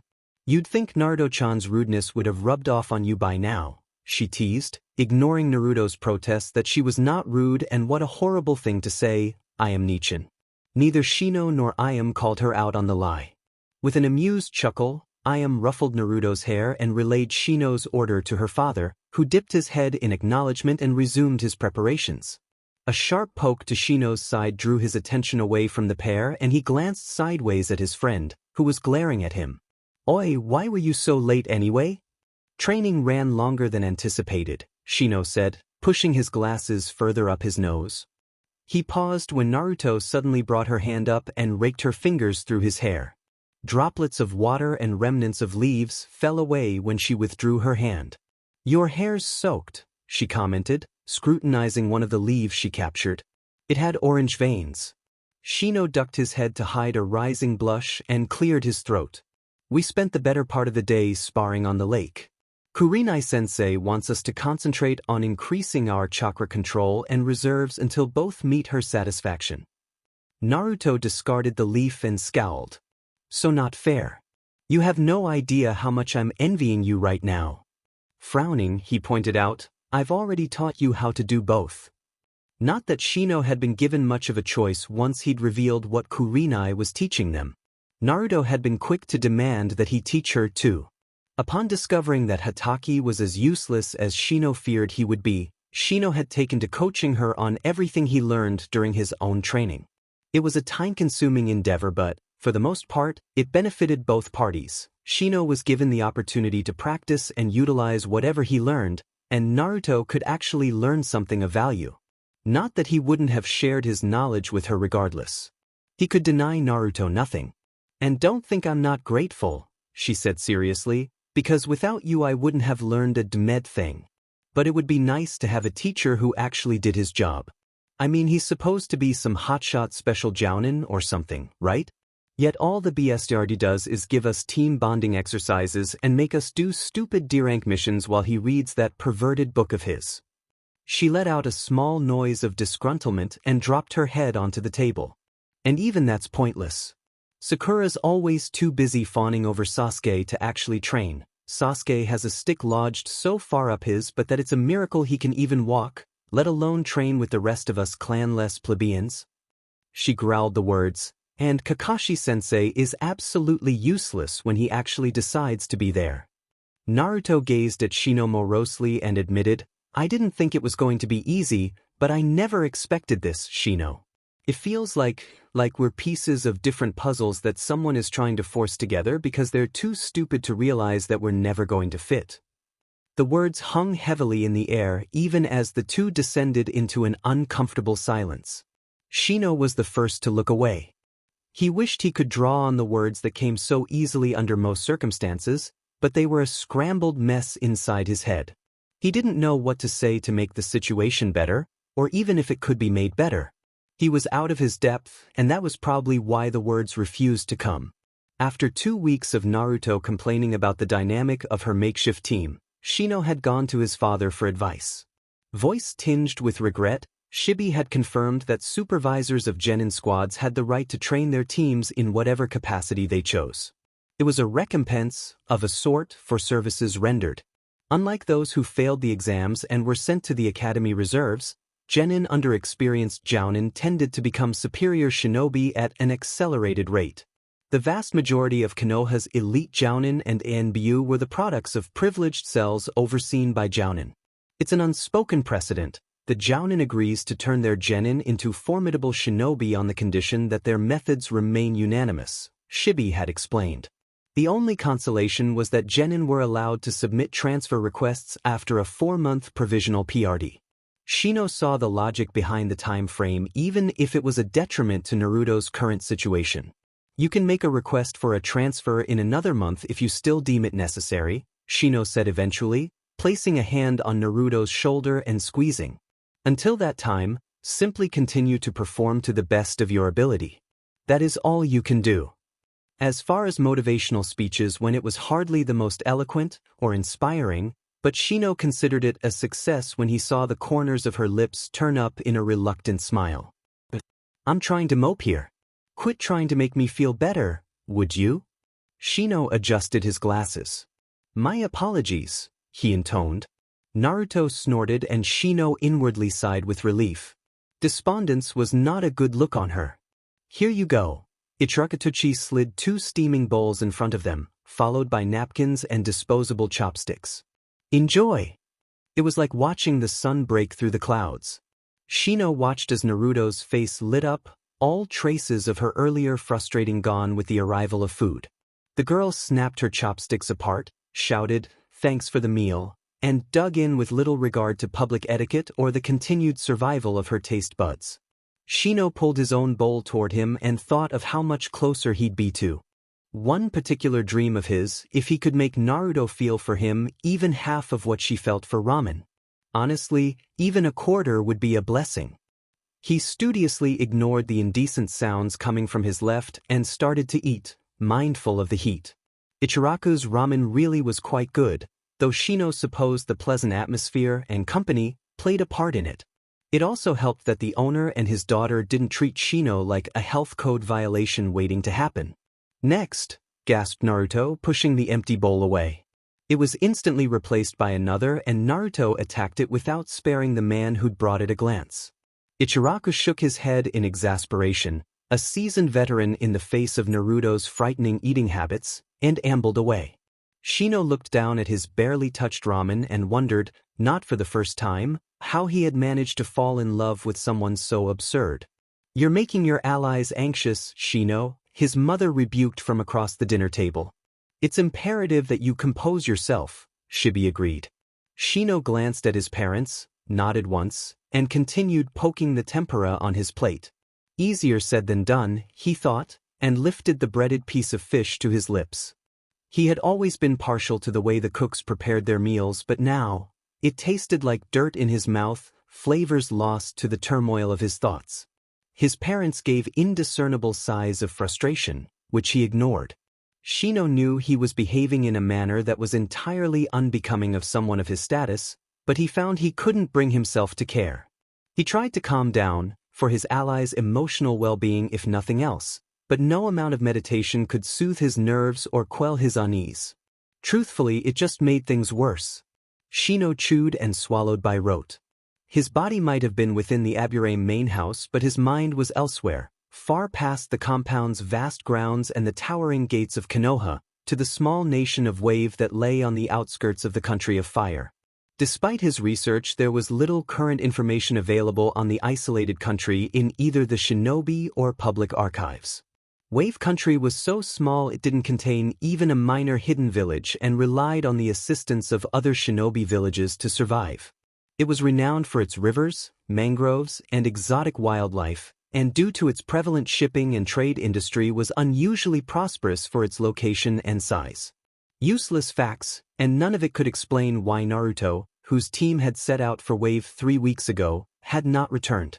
When Naruto's Kagebunshin had hunted Shino down nearly a month ago and explained that her team had been cleared for a C-rank mission, a simple escort job to Wave Country that shouldn't run longer for a week, he'd been only marginally concerned. Shino had been on a few C-rank missions himself and knew that they were relatively easy, though time-consuming. Bandits tended to be the extent of the danger for most genin-appointed C-rank assignments. And while mishaps were a fact of shinobi life, he trusted that Naruto, and possibly the Uchiha, was capable enough to secure their own survival. Their sensei, too, was a formidable ninja, even if he was useless in every other aspect of his life. After Naruto's delay had reached the 2-week mark, he'd gone straight to the Sandaime Hokage and requested a status update. Shino was sure that the only reason he'd been allowed to leave the Hokage's office unscathed was because the man was fond of Naruto to an astonishing degree and had always seemed supportive of their friendship. It was one of the many mysteries that surrounded his best friend. The Hokage had assured Shino that Team 7's mission was a relatively simple one and had even been kind enough to disclose that Hatake Kakashi had yet to call for reinforcements. That information had done little to reassure Shino, which the Hokage had probably known, but Shino had decided against pushing his luck and had made a tactful retreat. That had been a week ago. One exhausting, hellish week where he'd been too distracted to do anything but train, and only because physical exertion was an effective way to stop thinking about things that were better left ignored. Because of his increasing frustration, his allies were agitated, which disrupted their breeding cycles and made them slow to react. He was also straining the tempers of his teammates, save Hinata, who likely didn't have one, who Shino knew was bearing the brunt of his ire. Even his parents were upset by his behavior, and rightly so, though they refrained from confronting him. It was likely because they, as Aburame, could see through his veneer of anger and straight to the core of things. Shino was frightened. It was like nothing he'd ever experienced before. Like nothing he'd ever imagined. His fear was a coiling monster inside that consumed his self-restraint and mental fortitude. It grew stronger and wilder with each passing day, and Shino found it hard to sleep, to think, to train, to focus, to listen to anything other than the voice in his head that whispered horrifying what-ifs. It usurped his own senses even, and made him see, hear, and smell things that weren't there. More than once he'd been convinced that Naruto was within the village, only to start chase and discover that it was only a civilian wearing a yellow hat, or an orange sundress, or the lemon-scented lotion that she occasionally liked to use. Every laugh he heard turned his head even if it didn't resemble Naruto's in the slightest.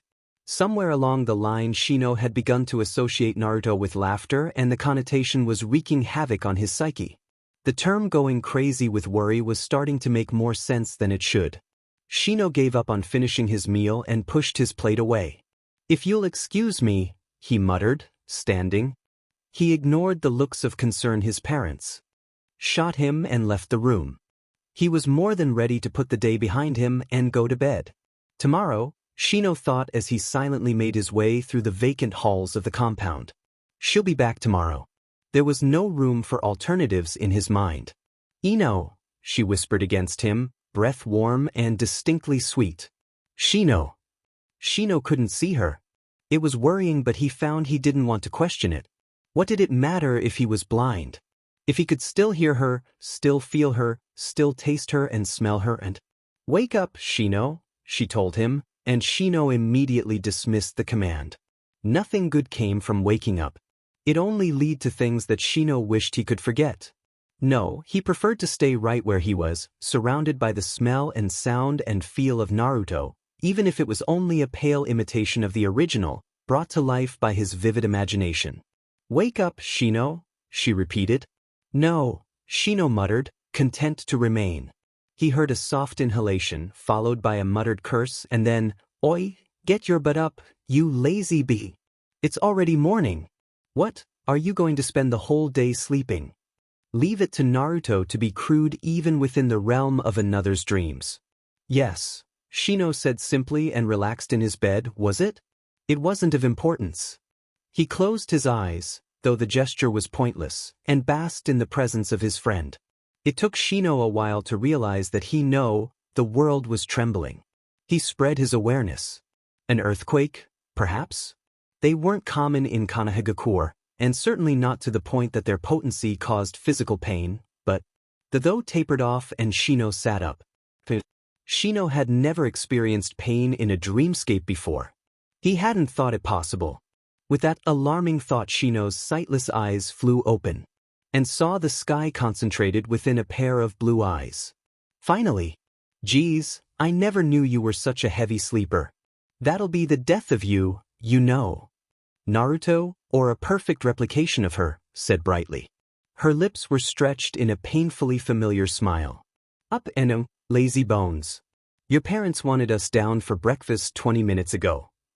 Shino didn't even think. He lifted his hands and formed the ram seal, concentrated his chakra, and barked, "Kai." The figure looked at him like he'd gone insane, but that was of little consequence. It was only important that it was still there. His chakra release hadn't expelled it as it would have done with a clone, or shattered it, as was the way of a broken genjutsu. Which meant that he was either dreaming, hallucinating, under a Jounin-level genjutsu, or it was real. Shino felt inclined to believe the latter option. "Naruto?" he asked hoarsely.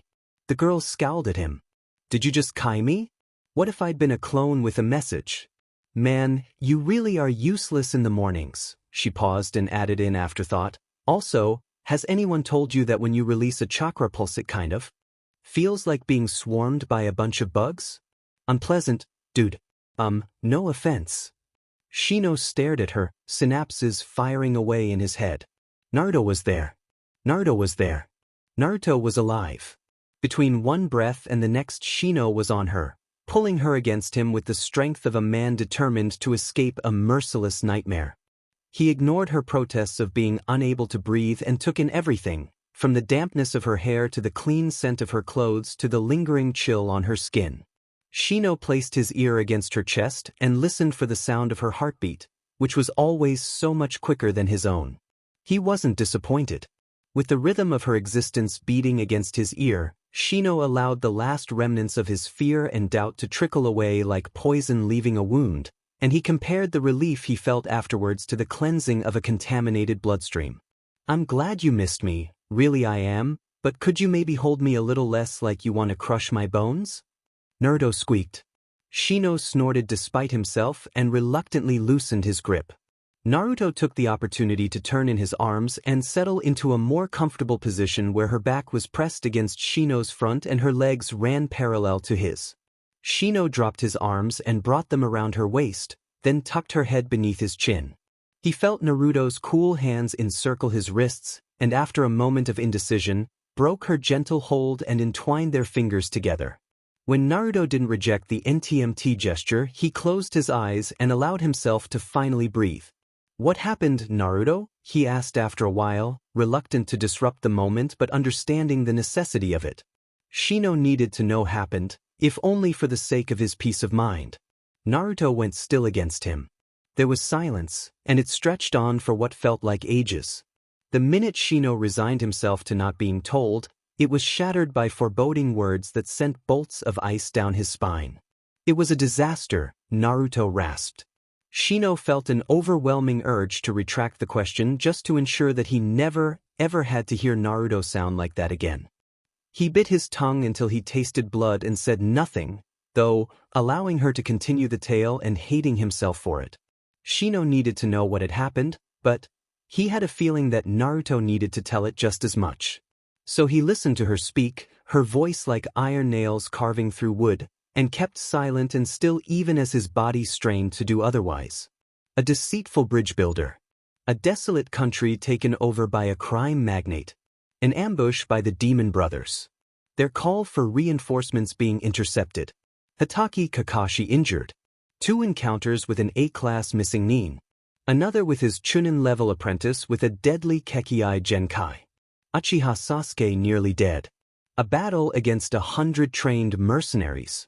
Naruto paralyzed with fear. Naruto being poisoned. Naruto almost dying. Naruto forced to kill. And then the bridge was completed, so we left. Naruto finished, subdued. Shino opened his mouth, then closed it. Yeah, I know, she sighed, as if she could read the tremulous thoughts from his mind. Shino wouldn't have been surprised if she could. The mission was a success for all intents and purposes. Our client and his family didn't die, none of us were hurt too badly, we managed to save a country from some evil BSRD and scare his underlings off. I even got a bridge named after me. That last bit was said almost excitedly. It didn't last. But there were so many things that went wrong because we weren't ready, she continued morosely, sagging into Shino. And so many things could have gone worse. If Sasuke hadn't stepped in, I would have been killed by one of the Demon Brothers. If I didn't heal so fast, I would have died from being poisoned or bleeding out. If Haku hadn't been so merciful, Sasuke would have been killed. And if I didn't have... She suddenly tensed. And never mind. That's not important right now, she said, shaking her head. Shino frowned, but when he made to ask, he was quickly interrupted. We were lucky, Shino. That's all. Kakashi-sensei said that the fact that we all survived those odds was proof of our skill or some bullshit like that, she snorted in disgust, but he's just fooling himself. That, and trying to make Princess Uchiha feel better about himself. We SE'd big time, end of story.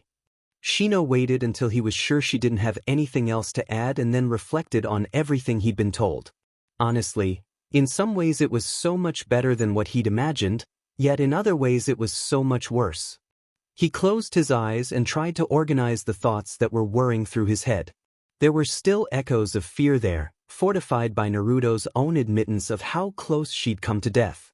Then there was the keener feeling of relief because despite everything that had happened, she'd survived, and that overwhelmed everything else. In between those dominating emotions was a myriad of others: pride, because she had succeeded; awe, because Shino wasn't sure if he would have; fury, because she should never have been put in that situation; guilt, because Shino hadn't been able to help her; and helplessness, because he knew he wouldn't always be able to. Not that it will stop me from trying, he thought, and vowed to delve more heavily into his clan's breeding experiments. For years his family had been trying to develop a species of Kikaichu that could be communicated with at longer distances, and if Shino were to dedicate time spent towards his own research on increasing their lifespans to that, perhaps even combine the two. Perhaps there's a correlation? No, that wouldn't. Shino started. He looked down to see a pair of inquisitive blue eyes focused on him, and he flushed in embarrassment. Sorry, he said, and lifted a finger to push up glasses that he belatedly realized weren't there. Naruto laughed at him. It was only a shade of her usual happiness, but it nevertheless gave Shino hope that she would be okay. You're such a spaz, she said, lowering her head. Not. Shino could lower himself to petty squabbling if doing so would make her smile. And I'm the long-lost daughter of the Yondaime, she snorted. Stranger things have happened, Shino commented, even if the likelihood of that being true was practically non-existent. I'm pretty sure that if I was the Yondaime's kid, I'd be treated a hell of a lot better by the villagers. Considering the level of stupidity that runs rampant throughout our village, I personally wouldn't bet on it. Naruto laughed again, and Shino relaxed further. So, she said after a minute of semi-comfortable silence. You don't have anything to say about that, you know? Shino sighed. It wasn't that he had nothing to say. It was that he had too much to say, and most of it, he felt, was better left within the privacy of his own mind. While Naruto probably expected Shino to criticize her performance and belittle her contributions, because Naruto, though adept at hiding at it, had always been ridiculously hard on herself, that simply wasn't the case.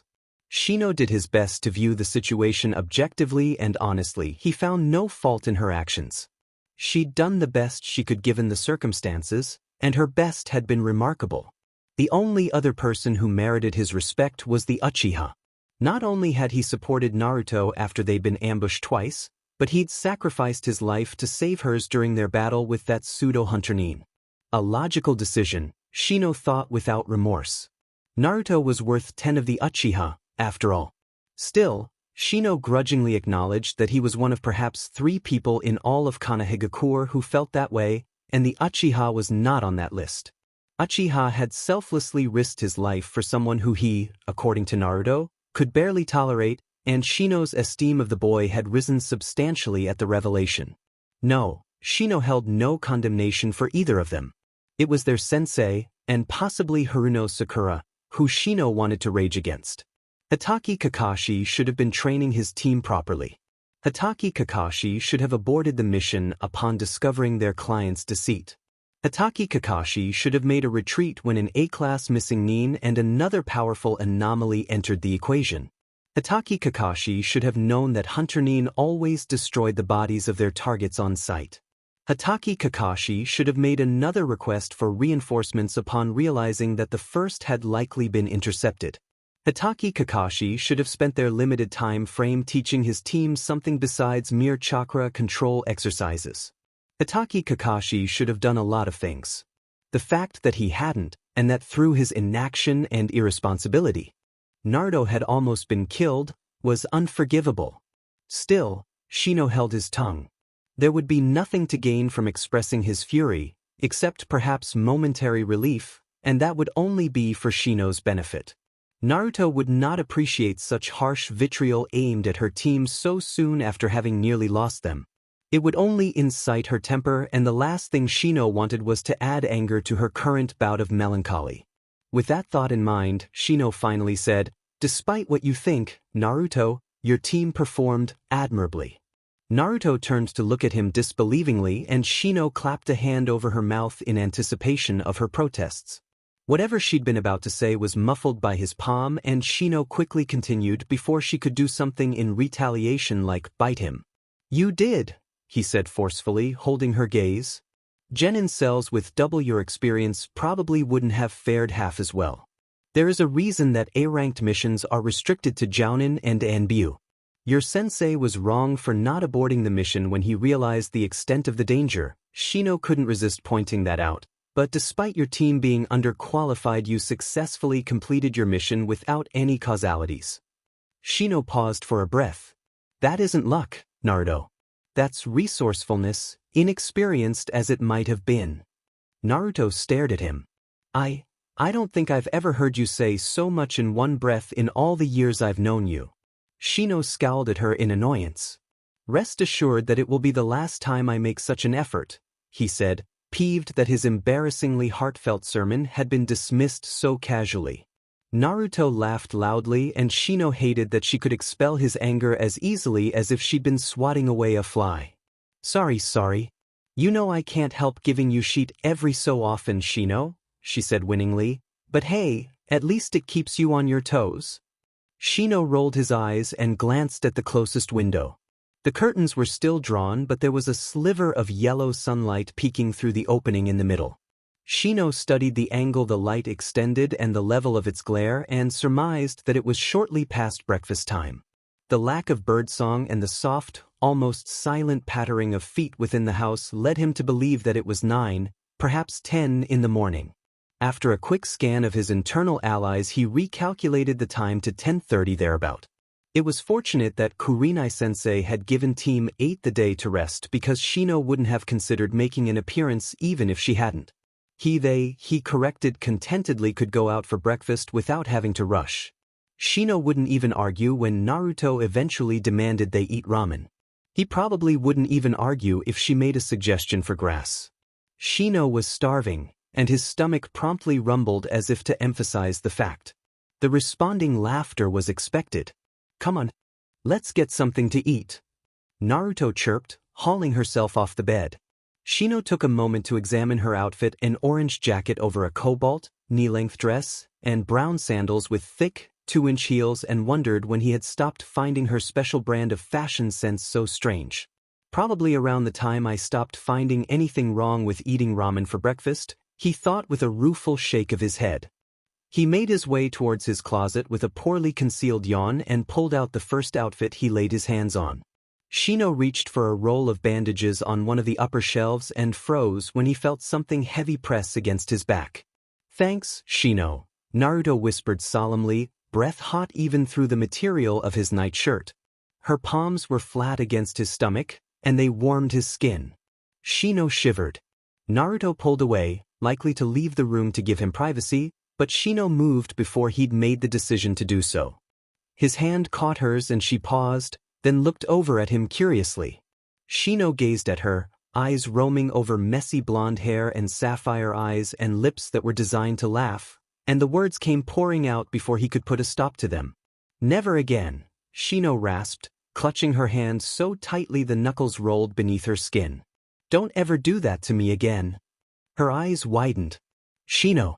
"Promise," Shino demanded, even though he knew it was unfair, no, impossible to ask that of her. They were shinobi. Danger was in their job description. Risk was the core of their work. Endangering their lives in service to their country was something even the newest genin understood and accepted. Those who couldn't, those who wouldn't, had no business becoming shinobi. Shino knew that, and yet.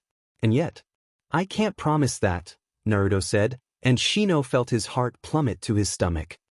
"I can't promise that any more than you can," she continued steadily, her eyes dark, "but I will promise to get strong.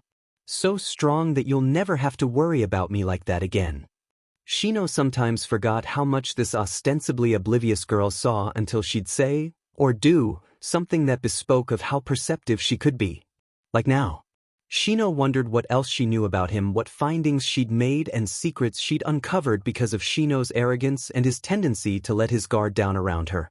"More than I realize," he thought as she stared at him, stared through him, as if his skin were made of quartz and his insides, his muscles, his bones, his lungs, his heart were on display.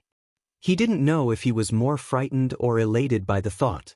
"It's a promise," she proclaimed, oblivious to fact that she was once again overturning his world and that Shino, like always, was powerless to stop her. "And I never go back on my word." "That's acceptable," he said hoarsely. It was all he could think of to say. Naruto smiled like she understood that too. To be continued.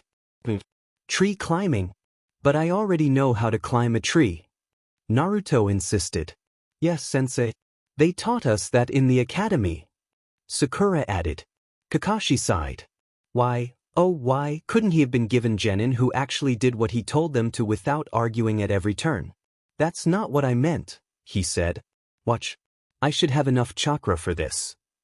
He then promptly walked up the nearest tree, one hand gripping his crutch and the other stuffed in his pocket. When he looked down, his genin were staring up at him in awe. He jumped down, pleased by their reaction. "See? That's what I meant. All you have to do is channel some chakra into your feet and climb. Come to me when you've made it to the top of the tree, all right?" He made to turn but was stopped by a relentless tug on his sleeve. "Sensei, I already know how to do this," Naruto complained. Kakashi gave her a dubious look. "Oh, yeah. I made Shino teach me because you're always too lazy to show us anything useful. He taught me weeks ago." Kakashi could almost feel the glares of his other two genin drilling holes into his back. "Show me," Kakashi commanded. Naruto leveled him with a flat look and promptly walked up the nearest tree. She got to the highest point, then kept on walking until she was hanging upside down from the end of the branch. She dropped, flipped, and landed in the same spot she'd been before. Kakashi felt a bead of sweat run down his brow as Sakura hissed, "Kakashi-sensei." "Well, it's about who you know and all that," he said vaguely. He beamed at his two seething students and returned his attention to Naruto, who was grinning cheekily at him. The underhanded little brat. "Since you've got tree walking covered, I suppose I could teach you how to walk on water." "I can already do that too," she interrupted him, looking thoroughly unimpressed. Kakashi coughed when the glares suddenly became laced with killing intent. "I see. How good are you at it?" Shino and I sometimes spar for hours on the pond behind his compound, and sometimes his mom comes and disrupts the flow of the water and makes it all choppy so it's like walking over currents, she said, oblivious to the way Kakashi's shoulders were slumping. Oh, he said. The killing intent aimed at his back spiked up a notch. Well, nothing we can do about it now. You two start walking and Naruchan and I, he latched onto the girl's shoulders, we'll do something else. Come find us when you're done. Bye-bye now.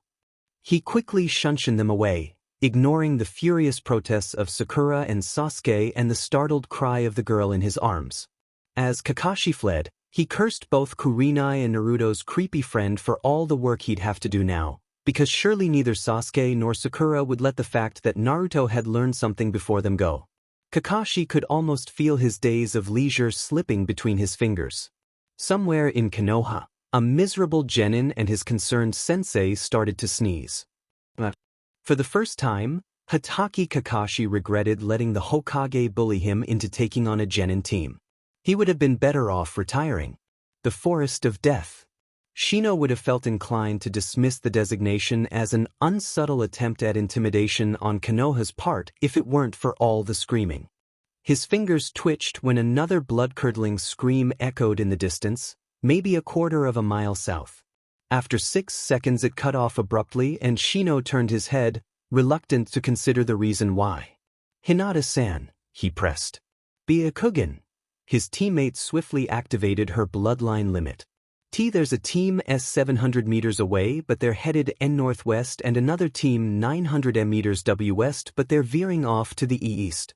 My allies have made a similar report, though their reach doesn't extend quite as far as your own. Shino adjusted his glasses, and it pained him to admit that it was becoming a nervous habit, not unlike Hinata's tendency to fiddle with her hands. However, they've reported that there's nothing particularly poisonous or carnivorous within a 400-meter parameter and as long as we remain unobtrusive we should be able to avoid what they've established to be a considerable mating ball 500 meters northwest. Inazuka sighed explosively. Thank God. Let's move already. We've already got our scrolls, let's pick up the pace and get the hell out of here. While Shino was loath to side with Inazuka on anything, in this he wholeheartedly agreed. The forest, also known as Training Ground 44, was eerie. There was no other way to describe it. Deadly plants and animals aside, there was just something off about it that raised the hairs on the back of Shino's neck. Even with the aid of his Kikaichu, Hinata's Dojutsu, and Inazuka's keen sense of smell which alerted them to the presence of predators and allowed them to circumvent both natural and man-made traps, the trek through the forest was unnerving. It didn't help that from the moment they stepped foot into the arena they'd all felt like they were being watched, but no amount of chakra sensing or physical observation could identify a culprit. Shino knew they were alone, and yet the sensation of eyes boring into his back was as palpable as the humidity that pressed down on him. It was causing them no small amount of paranoia. Team 8 was fortunate that the first group they chose to ambush had carried with them their needed Heaven Scroll. The team of Sunanin had been swiftly dealt with, incapacitated and incarcerated before Shino could even break a sweat, and Team 8 had been steadily traveling north ever since, careful to avoid other shinobi. They'd been successful so far, but Shino wasn't foolish enough to think their luck would hold. Even the mutt, whose arrogance could replenish an exsanguinated river, was uncharacteristically wary of confronting other teams. Let's take to the trees, Shino said, peering up at the dwindling light of the sky. The trees rustled grimly and made shapes out of shadows that played tricks on the mind. We should be able to cover 2 miles before nightfall if we go at 75% full pace. Yes, we should. Hinata was cut off as another piercing scream split the air, shattering the quiet. Shino flinched at the noise, which even the trees seemed to be at the mercy of, malachite leaves trembling as if the sound itself was ricocheting off their massive trunks. Around them the wildlife went silent, went still, like a snake coiled in anticipation before poising itself to strike. An unsettling chill seeped into the air, and an unnatural mist drifted in its wake. Kiba cursed lowly, head angled in the direction of a battle they could now all hear. It was close enough that they could feel warring chakra trickling from the area, and that was enough to set them all on edge. Let's go. That is way too close for comfort, and there's no way in hell I want to get caught up in something like that. Remember this morning? As if any of them could forget. Shino's thoughts flickered back to the battle they'd all felt earlier, barely hours after the start of the second exam. The chakra and killing intent they'd sensed hadn't belonged to a genin, or even a chunin, of that Shino was certain. Chakra that potent, that overwhelming, that heart-stopping vile, could only belong to an elite jounin or higher, and Shino's instincts screamed at him that it was likely the latter. Hours later he could still feel echoes of it slithering over his skin. There was no plausible reason Shino could discern that would permit someone of that caliber entry into the forest. Not during something as politically precarious as the chunin exams. It reeked of foul play, but Shino had not been curious or suicidal enough to investigate. His team had promptly made a break for it, stopping only when they'd put 2 miles of distance between them and whoever's chakra that had been. Clearly they were still shaken up about it. Both his teammates looked absolutely terrified, and Shino doubted he was hiding his own trepidation as well as he would have liked. 75 minutes at 95% full speed, Shino amended gravely. The instant his teammates nodded in affirmation, he leapt up the nearest tree. Shino glanced behind him at the seemingly endless forest and thought for what was possibly the 100th time that day, please let her be okay. Then he resolutely turned around and followed his teammates as they treaded further into the umbrage of the unknown. 21 hours. That was how long it took Team 8 to make it to the central tower. It was with no small amount of relief that they were reunited with their jubilant Jounin sensei and led to what would be their rooms for the duration of the second stage of the exam.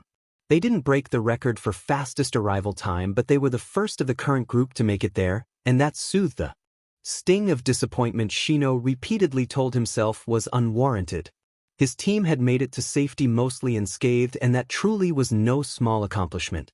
Shino spent the next few days exploring the tower, which he later discovered was the typical resting point for jounin who used the forest for its actual purpose.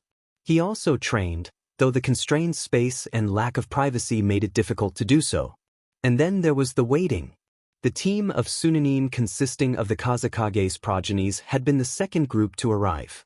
They'd entered the tower 2 hours after Team 8, but with a noticeable difference, and one that made unease settle in the base of Shino's spine. None of them had a single mark on them, not a scratch, not a bruise, not a strand of hair out of place or a speck of dirt above their ankles. He remembered what that Kabuto Yakushi person had said about the team, particularly the youngest of the three, and had felt less inclined to dismiss his claim as the scare tactic he'd initially believed it to be. When Inuzuka made a comment about smelling blood on the trio, Shino's instincts, at odds with his rationality, told him that it likely wasn't theirs. Either way, Team 8 made it a priority not to engage them. The other teams began to trickle in slowly after that. Maidogai's team arrived at the 40-hour mark, followed by a group of Otonin, and later, Sarutobi Asuma's team. It was the 4th day and there was still no sign of Naruto. Shino tried not to obsess over her absence, tried not to worry himself sick, but his endeavors were as futile as attempting to capture a sunbeam with a butterfly net. When he wasn't perusing the scrolls in the library, which were restricted to Konohinin, training in his small room, or accompanying his team as they explored the tower, he was perched on a window at the highest level with a near-perfect view of the entrance gate. That was where Shino now resided, eyes trained on the surrounding forest as it shifted and unfolded under the light of the afternoon sun. Now that he was no longer at its mercy and safe from the dangers it secreted, Shino could acknowledge that the forest held a certain allure to it. It was beautiful in the way lethal things tended to be, the illusion it cast as deadly as any danger that laid within. From where he stood the forest was a rolling sea of colors, from the deepest green to the brightest gold, and it swayed with the wind in a simulacrum of heaving waves. He was so entranced by the sight that he almost missed the approach of 2 others. He turned his head as the silhouettes of his teammates swept into the room.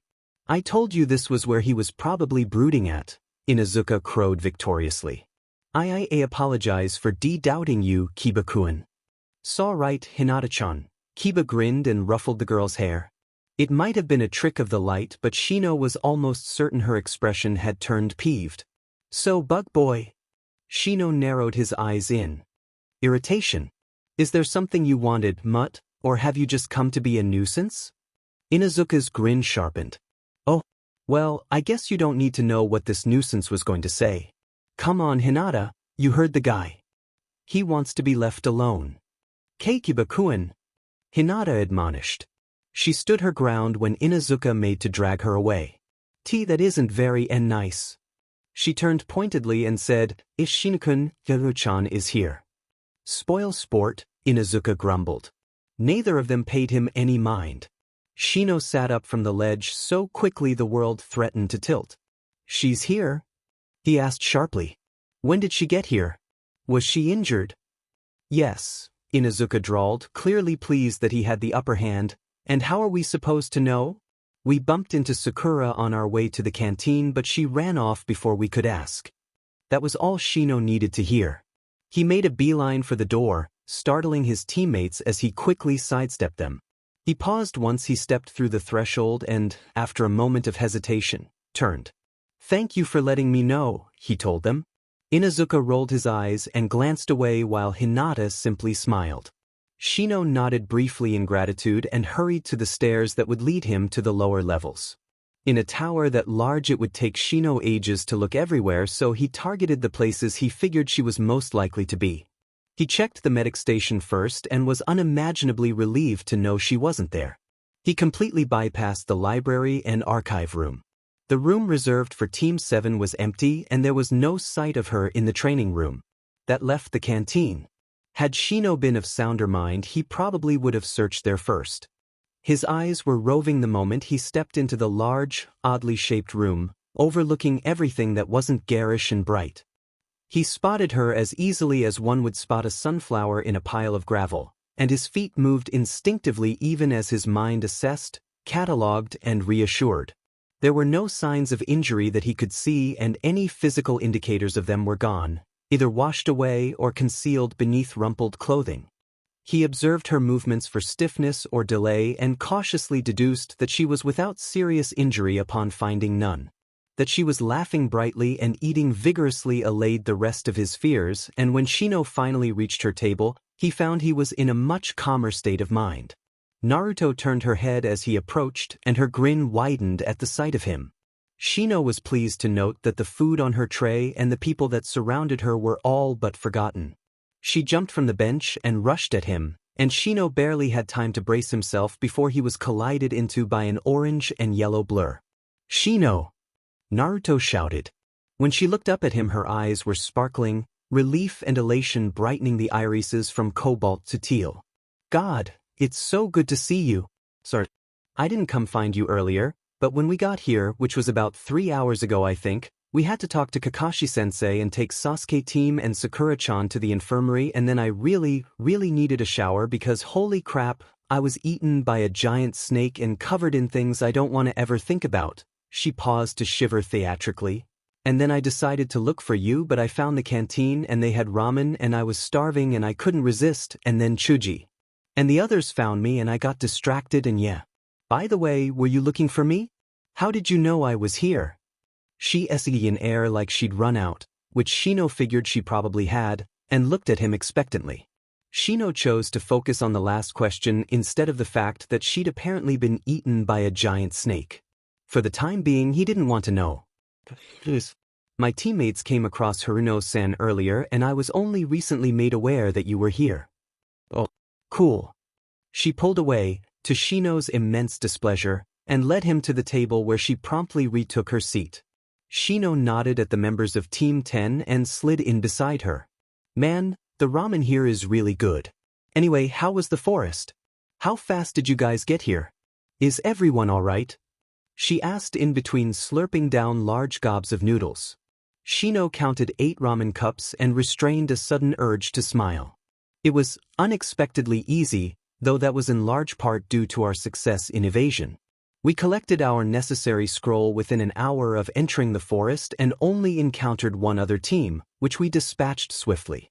We made it to the tower in 21 hours and unscathed for the most part. We were lucky in that regard. Naruto stared at him. She dropped her chopsticks into the cup, ignoring the splatter it made, and said, Seriously? Holy shit. Shino tried not to preen in the face of her wonderment. Our team specializes in stealth and tracking. That being the case, it's only logical to infer that such a trial would give us little trouble. Naruto rolled her eyes. Shino, you really SCK at trying to sound modest. The members of Team 10 snorted loudly and Shino shot them a withering glance. Then it will be the last time I make an attempt. It's best that you don't, she agreed seriously. The laughter in her eyes gave her away and made Shino's face grow warm. Seriously though, you need to teach me that stealth stuff because our team SCKS at it big time. I'm pretty sure we sounded like a horde of elephants stomping through that stupid forest because I swear, everyone and their mother found us. It was like they were all lining up at the chance to go at us. Once we got rid of one of them, another popped up to take their place. It was awful.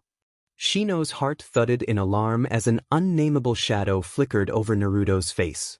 Her eyes darkened to the color of the winter sky during a storm and her whiskers shifted and arched, pulled down by the sudden downturn of her mouth.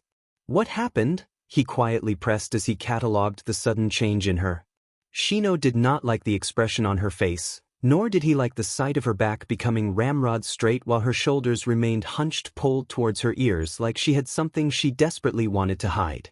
Whether it was from him, from the others, from the world at large, or even from herself, Shino did not know. All he knew was that he needed to discover whatever it was that made her look like a child caught in the midst of a hurricane, discover it and reel it in and chase it away for good.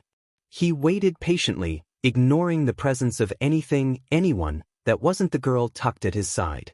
His vision tunneled. The noise in the room dimmed to a murmur, then faded to white noise in the background. People's faces blurred and they became silhouettes against a shadowed backdrop. The room seemed to contract around them, closing in from all the sides. Despite knowing otherwise, it was as if only they two had remained, the world a distant void around them. Naruto drew in a shaky breath and closed her eyes. Several heartbeats later she opened them and said, "It started when..." Shino listened, and with each passing word, became overwhelmed with dread. Winner, Aburame Shino. Shino adjusted his glasses and recalled his Kikaichuo as the stadium went wild with applause. The noise was deafening. He absently stepped over the hand that had once belonged to his opponent, Abumizaku, and left the arena just as the medics rushed to retrieve the wounded Otonin from where he lay in a pile of scorched dirt. "Good job, Eshino-kun," Hinata praised as he slid onto the bench beside her. "Thank you, Hinata-san." Shino felt quite pleased himself. "Yeah, Shino, you were awesome." Shino glanced to his left to see Naruto vibrating in her seat, hands tight around the pole in front of them as if to keep her from launching into the arena before it was her turn. He quirked his lips at her exuberance and dipped his head in acknowledgement. "Ugh, when are they going to call me already? I'm dying here." "Dying to lose, are you?" Inuzuka taunted. Shino shot him an irritated glare, which was ignored. "Oi!" Naruto shouted, craning her head. "Watch it, dog breath. You better hope you don't have to fight me or else your butt is gonna be mine." "Oh, getting a bit forward there, Naruto," the mutt taunted. Shino's glare hardened to steel. "Shut up, stupid." Naruto spluttered. Shino would have appreciated the fact that she was scowling at him a lot more if she weren't blushing too. Inuzuka barked an infuriating laugh and returned his attention to Akamaru, who was yapping about something none of them could hope to understand. "So troublesome," he heard Shikamaru mutter behind him. "More than he's worth," Shino thought viciously. "He's such an butt," Naruto murmured beside him. She scooted closer until there wasn't an inch of space between them, and sank heavily into his side, as if whatever energy-laden strings that were keeping her up had been cut. "A surprising remark coming from you," Shino commented evenly. He could almost feel Naruto's glare burning into the side of his face. "Not really," she muttered. Shino's eyes sharpened and he stared at her. "What you do mean?" Then more quietly, so as not to be overheard, "I thought you cared for the Mu Inuzuka." Ripping out his tongue would have been easier than uttering those words. Hesitant eyes glanced his way then away. Not so much these days." The world came to a halt. "What?" Naruto shrugged as if she didn't care one way or another, but the fact that she could barely look at him, and her arms were crossed in a manner that projected defensiveness, spoke volumes. I don't know, she whispered. I just don't, anymore. I don't know. I just don't. I guess it's probably because we don't see each other much anymore, and when we do, she cringed, he's always being in but. She bit her lip and added sheepishly, the last time he called you, bug boy, I almost punched him. That's a pretty good indicator that I don't feel the same way, I think. Not that I didn't always hate that, she added hastily, or that I wouldn't have pounded him if he messed with you. But I was stupid around him and yeah, she trailed off uncertainly. Oh, was all Shino could think of to say. He forced down the urge to do something entirely inappropriate, like smirk, and cleared his throat.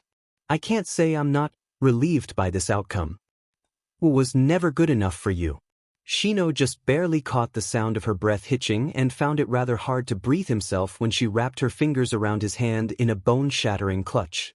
He stared resolutely down at the arena, where the exam proctor introduced the next two combatants.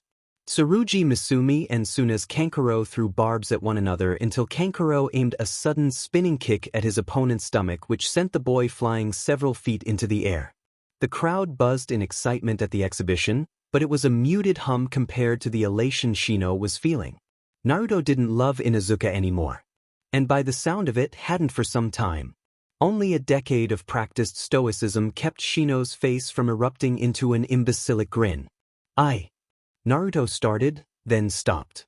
She liked her lips and continued, there's someone else I like now. And as quickly as a meteor flashed across the sky, vanishing within the blink of an eye, Shino's elation was gone, extinguished into cinders and replaced by the too familiar chill of despair. The hand captured between Naruto's unyielding fingers went limp. I say now, she continued, oblivious to the way misery was veining around the pulsing organ in his chest, but that's not exactly true. I think the potential for it has always been there but because I always did my best to ignore it, it just never went anywhere. Shino desperately wished she'd stop talking. There were reasons for that. Lots of them. Some of them seem kind of stupid now, but anyway. I just didn't want to push my luck. I didn't want to scare the person off, which would have been bad. I also didn't think I was good enough, which, was pretty stupid because I'm awesome, but back then I didn't really, Then there was the fact that I didn't think he liked me like that, though now I'm not sure if that was ever the case. And I didn't. She exhaled deeply and tightened her grip over Shino's hand. Most of all, I didn't want to lose his friendship. Shino went completely still. So all that happened, and now this happened, and it's a new thing I'm still getting used to. Oh look. She pointed towards the arena. That guy wearing makeup was a puppet. That's so cool. I want one of those. He was distantly aware of Naruto babbling about the match, but Shino could barely hear her over the sound of his heartbeat thundering in his ears. He became blind and deaf to the world around him, every iota of his attention focused on what Naruto had said, the words reproducing like a vast echo. I didn't want to lose his friendship. How many male friends did Naruto have? Not many, Shino knew. There was the Akimichi, but everyone knew he harbored a crush on Hinata. Nara was also a possibility, but Shino was more inclined to think of them as acquaintances rather than friends. Then there was the Uchiha. Shino thought long and hard about Naruto's teammate before dismissing him entirely. While he and Naruto were friends of a sort now, they certainly hadn't been before. No, the arguments and fights the two used to have, and still did, had been genuinely antagonistic. It wasn't anything like the spats between Yamanaka and Nara, which hinted at an attraction neither of them would admit to, or the arguments he sometimes overheard Kurenai-sensei and Sarutobi-sensei having, which held an undertone of flirtation to anyone keen enough to notice. Shino liked his lips, which had gone dry, and tried not to get excited about being the only person to survive the process of elimination. There were still so many possibilities to take into account. For all he knew, Naruto could have befriended someone Shino didn't know about, unlikely, but still possible. Or she could have been referring to someone Shino hadn't considered because he'd miscalculated the depth of their relationship. The logical approach would be to reserve judgment until he either had more variables to assess or Naruto put him out of his misery and told him who it was. Shino knew that, but despite his upbringing, he'd always had a propensity for romanticism, especially where Naruto was concerned, and he'd long since resigned himself to seeing constellations where only simple stars existed. He couldn't silence the small voice in his head, the one that appealed to the part of him that would always hope, as it whispered that it couldn't possibly be anyone other than him. When Shino was added to the equation, it just made sense, the variable needed in a sequence of numbers to reach the necessary sum. Shino had been her first friend, and her only best friend since. Shino knew that she'd always held some level admiration for him. There'd been a PRD of time in their childhood when Naruto had been uncharacteristically insecure of her place in his life, though she'd grown out of it quickly enough. And most importantly of all, Shino certainly loved her had since the first moment he saw her, or so it sometimes felt, and likely would for the rest of his life. It all fit, like puzzle pieces slotting into place and words coming together to form poetry. He wanted to turn and ask, but he couldn't. He didn't know if the feeling of rightness that overcame him was because it was actually true or because he wished so hard for it to be so. That morsel of doubt, small as it was enough to keep the question lodged in his throat. Even so, he could resist the temptation to look at Naruto in hopes of being able to see the truth no more than a compass could resist the pull of magnetic north. Shino glanced down at the girl who was pressed against his side just as she tilted her head to look up at him. He watched, dazed, transfixed, as her eyes widened into pommels and blood rushed to her cheeks. Naruto was blushing. She was blushing. He continued to stare as she liked her lips self-consciously and glanced away, eyes riveted to the match once more. Only when she started squirming and he realized he was making her uncomfortable did he look away, though never for long. Things continued in that vein as the preliminaries progressed. Shino watched the matches that took place with divided, though admittedly unequal, attention. He kept one eye on the fighting while Naruto seared an imprint on his side. Yamanaka Ino vs Haruno Sakura. Ten vs Temari of the Sand. Nara Shikamaru vs Tsuchikin. And finally, Uzumaki Naruto vs Inuzuka Kiba. Wow, Naruto whistled. Talk about coincidence. Or maybe this is irony. Shino, momentarily distracted from his dilemma, snorted in agreement. Get ready to get your butt kicked, Uzumaki. Kiba hollered as he jumped down to the field. I'm not gonna take it easy on ya just 'cause you're a girl. In your dreams, dog breath. Naruto shouted after him, rising. She rubbed her hands together and said gleefully, I guess it's my turn to kick butt. I'd say wish me luck, but I won't need it. She flashed Shino a blinding grin and bounced away. Shino didn't let her take 5 steps before he grabbed her hand and pulled her to a stop. She looked back curiously. His glasses had slid down his nose, but he left them where they were so she could see his eyes clearly as he said, neuter him. Naruto's grin was wide enough to split her face. When I'm done, the vet won't know what to do with him. Shino nodded, squeezed her hand and let her slip away. You know, Sarutobi-sensei drawled after a minute, I'm pretty sure you're supposed to support your teammates. Yamanaka snorted. Please, Asuma-sensei. As if anyone here had any doubt he'd support Naruto-chan over everyone else. She directed her gaze to Shino and said slyly, Isn't that right, Shino-kun?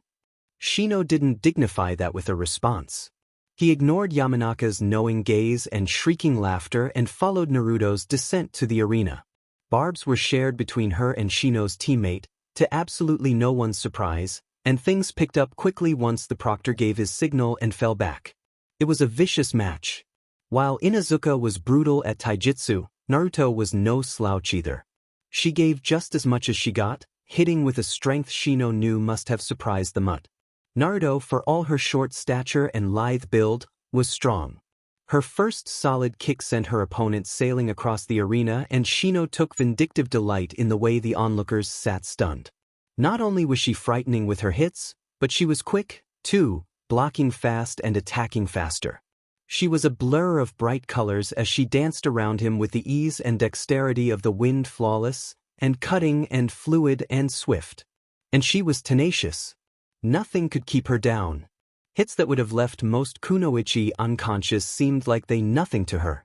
If she couldn't block them, then she rolled with them, and not once did she allow herself to fall.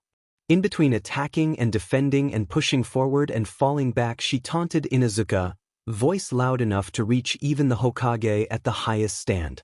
She mocked and belittled and cackled until Inuzuka was a spitting, raging servant of fury, logical thought lost to the red hue that had taken over his mind. While the tactic made him stronger, faster, and more instinctive, it also made his movements sloppier, disjointed, and easier to predict. And Naruto used that to her advantage. The proctor called the match in 26 minutes. Naruto walked away, covered in bruises and slashes and clothes stained with blood, while the medics hustled to retrieve her opponent. She acknowledged the subdued smattering of applause with a feral grin and quickly took her seat beside Shino and collapsed against him. Next match, Marino Tsubaru and Kusanagi Torimaru. "Oh, thank God. Wake me up when one of ours has to fight, okay?" she said, then promptly fell asleep with a swiftness only those accustomed to going without could manage. "What a frightening girl," Kurenai-sensei commented, sounding far more pleased than Shino would have expected. He supposed it had to do with the Jounin's desire to see more capable kunoichi rising through the ranks. Apparently the satisfaction of a fellow kunoichi, sticking it to society, was at least equally important as her loyalty to her team. She turned to Hinata and added, "I'll be expecting you to do your best as well, Hinata-chan." Hinata squeaked and ducked her head, and Kurenai-sensei sighed. Not soon after did she stand up and leave, probably to check on Inuzuka at the infirmary. "Oi, Shino. How the hell did Naruto get so strong anyway?" Yamanaka asked, leaning forward to peer at him. "The way anyone else gets strong," Shino enunciated slowly, "by building muscle mass and training vigorously." Ino shot him an unimpressed glare, huffed reticent beep, and leaned away. Shino didn't know what else she expected him to tell her. Naruto twitched against him and Shino shifted to better accommodate her. Once they were both more comfortable, he leaned back and allowed the smile that had been pulling at the corners of his mouth for some time now to break free. Pride coiled in his stomach and filled his chest, and it made him want to toss his head back and laugh because his girl was brilliant and remarkable, and for a moment everyone had been witness to it. Her greatness had stunned the whole stadium into silence. They won't be able to sweep this under the rug, he thought smugly, thoughts flickering to the academy and the instructors who had tried, and regrettably succeeded, in suppressing her accomplishments. There's no going back from this. Naruto had successfully shattered their illusion of her as a talentless nonentity, and they'd have no choice but to re-evaluate each preconceived opinion now that their ignorance was staring them in the face. Shino didn't doubt that there would be those who'd resist, but he had limitless faith in Naruto. She'd keep on breaking down their notions of her until they crumbled into debris, and the only remaining option would be to rebuild. To be continued. Training that day had been grueling. Kurenai-sensei had never been a soft teacher. She was lenient, but she wasn't soft. She had high expectations of her genin, and the members of Team 8 had long ago learned that failing to meet them was detrimental to their collective well-being. No matter how exhausted they were, be it physically or mentally, when Kurenai-sensei said get up and keep going, Team 8 did so without complaint. Needless to say, Shino was no stranger to being pushed to his limits. Chakra exhaustion, mental fatigue, muscle strain, he was used to it. They were all used to it. It was, after all, nothing that couldn't be remedied with proper medical attention and a full night of rest. However, that was before Kurenai-sensei had learned about Team 7's C-rank turned A-rank mission, not to mention the atypical final round of the Chunin exams, and had promptly increased the intensity of their training 20-fold. With a bone-weary sigh, Shino forced his feet to go in the opposite direction of his compound, and incidentally, his bed, and made his way towards the main river. Regardless how exhausted he was, he would not break the promise he had made with Naruto to come by and meet her new sensei. Not when her trust had already been shattered once that month. Shino grit his teeth and resolutely forced his Thoughts away from the inconceivably useless Jounin who had abandoned Naruto when she'd needed his help his most. Just thinking about the temerity of that man made Shino want to commit acts that would likely land him in the torture and interrogation department within the day. The way Naruto had looked when she'd told him that Hatake had disappeared with the Uchiha to train him, eyes dull with disappointment and voice laced with defeat, was imprinted in his mind like a physical brand. Shino had not seen Naruto look like that since they'd been children, back when the words and actions of the villagers still had such an impact on her, and for that alone Shino would never forgive him. Only the fact that Naruto hardly needed Shino to fight her battles for her kept him from doing something reckless. With an exhale that bordered on a growl, he tried to clear his thoughts. It would not do to dwell, especially when he was about to meet with Naruto. She did not need to be reminded of Hatake's betrayal, and Shino wanted no part in upsetting her further. The walk to the river was a relatively short one. Several civilians nodded to Shino in respect as he passed them by, but the way they shuffled away from him and shot him wary glances did not go unnoticed. He ignored it all, as accustomed to the treatment as he was to breathing, and kept his gaze forward. It didn't take long to leave the market district, and he felt his shoulders ease by a fraction as he descended into a more rural area of the village which was densely populated by trees that seemed to touch the sky, gnarled roots the size of farm animals, and calf-high grass that spread out into rolling green pastures. Shino heard Naruto's voice before he saw her, but that wasn't uncommon. What stopped him in his tracks was the sight of her in an orange swimsuit, and Shino had to wonder how she managed to find so many items of clothing in that same garish color, that was a few sizes too small and left very little to the imagination. Shino swallowed heavily and tried not stare as she bounced on her heels in obvious excitement. Admittedly, he wasn't succeeding very well. "Shino!" Naruto shouted when she caught sight of him. "You came?" Shino quickly averted his gaze when she bounded towards him. "I said I would," he said, voice deceptively even. "And you never break your promises?" Naruto chirped, grabbing his arm. "Come, I want you to meet someone." It was then that Shino remembered the purpose of the visit and he finally took notice of the other person there. It was a man. Older, perhaps in the mid to late 50s range. He was tall and heavily muscled, so a combat fighter, then, and an efficient one if his age and hair length, which was bone white, was any indication. Only experienced shinobi with the confidence and skill would dare to keep their hair so long. Shino continued his scrutiny, noting the horned hide with the kanji for oil engraved at the center and the crimson stripes that ran down his eyes like tear tracks. Possibly paint, but more than likely a tattoo of sorts if the way it reflected light was anything to go by. Carried with him a large scroll, so either a summoner or someone adept at fuinjutsu. If the man was who he thought he was, likely both. "Shino, this is the Toad Sage, Jiraiya," Shino asserted with a hint of genuine surprise. "One of Konoha's legendary Sannin.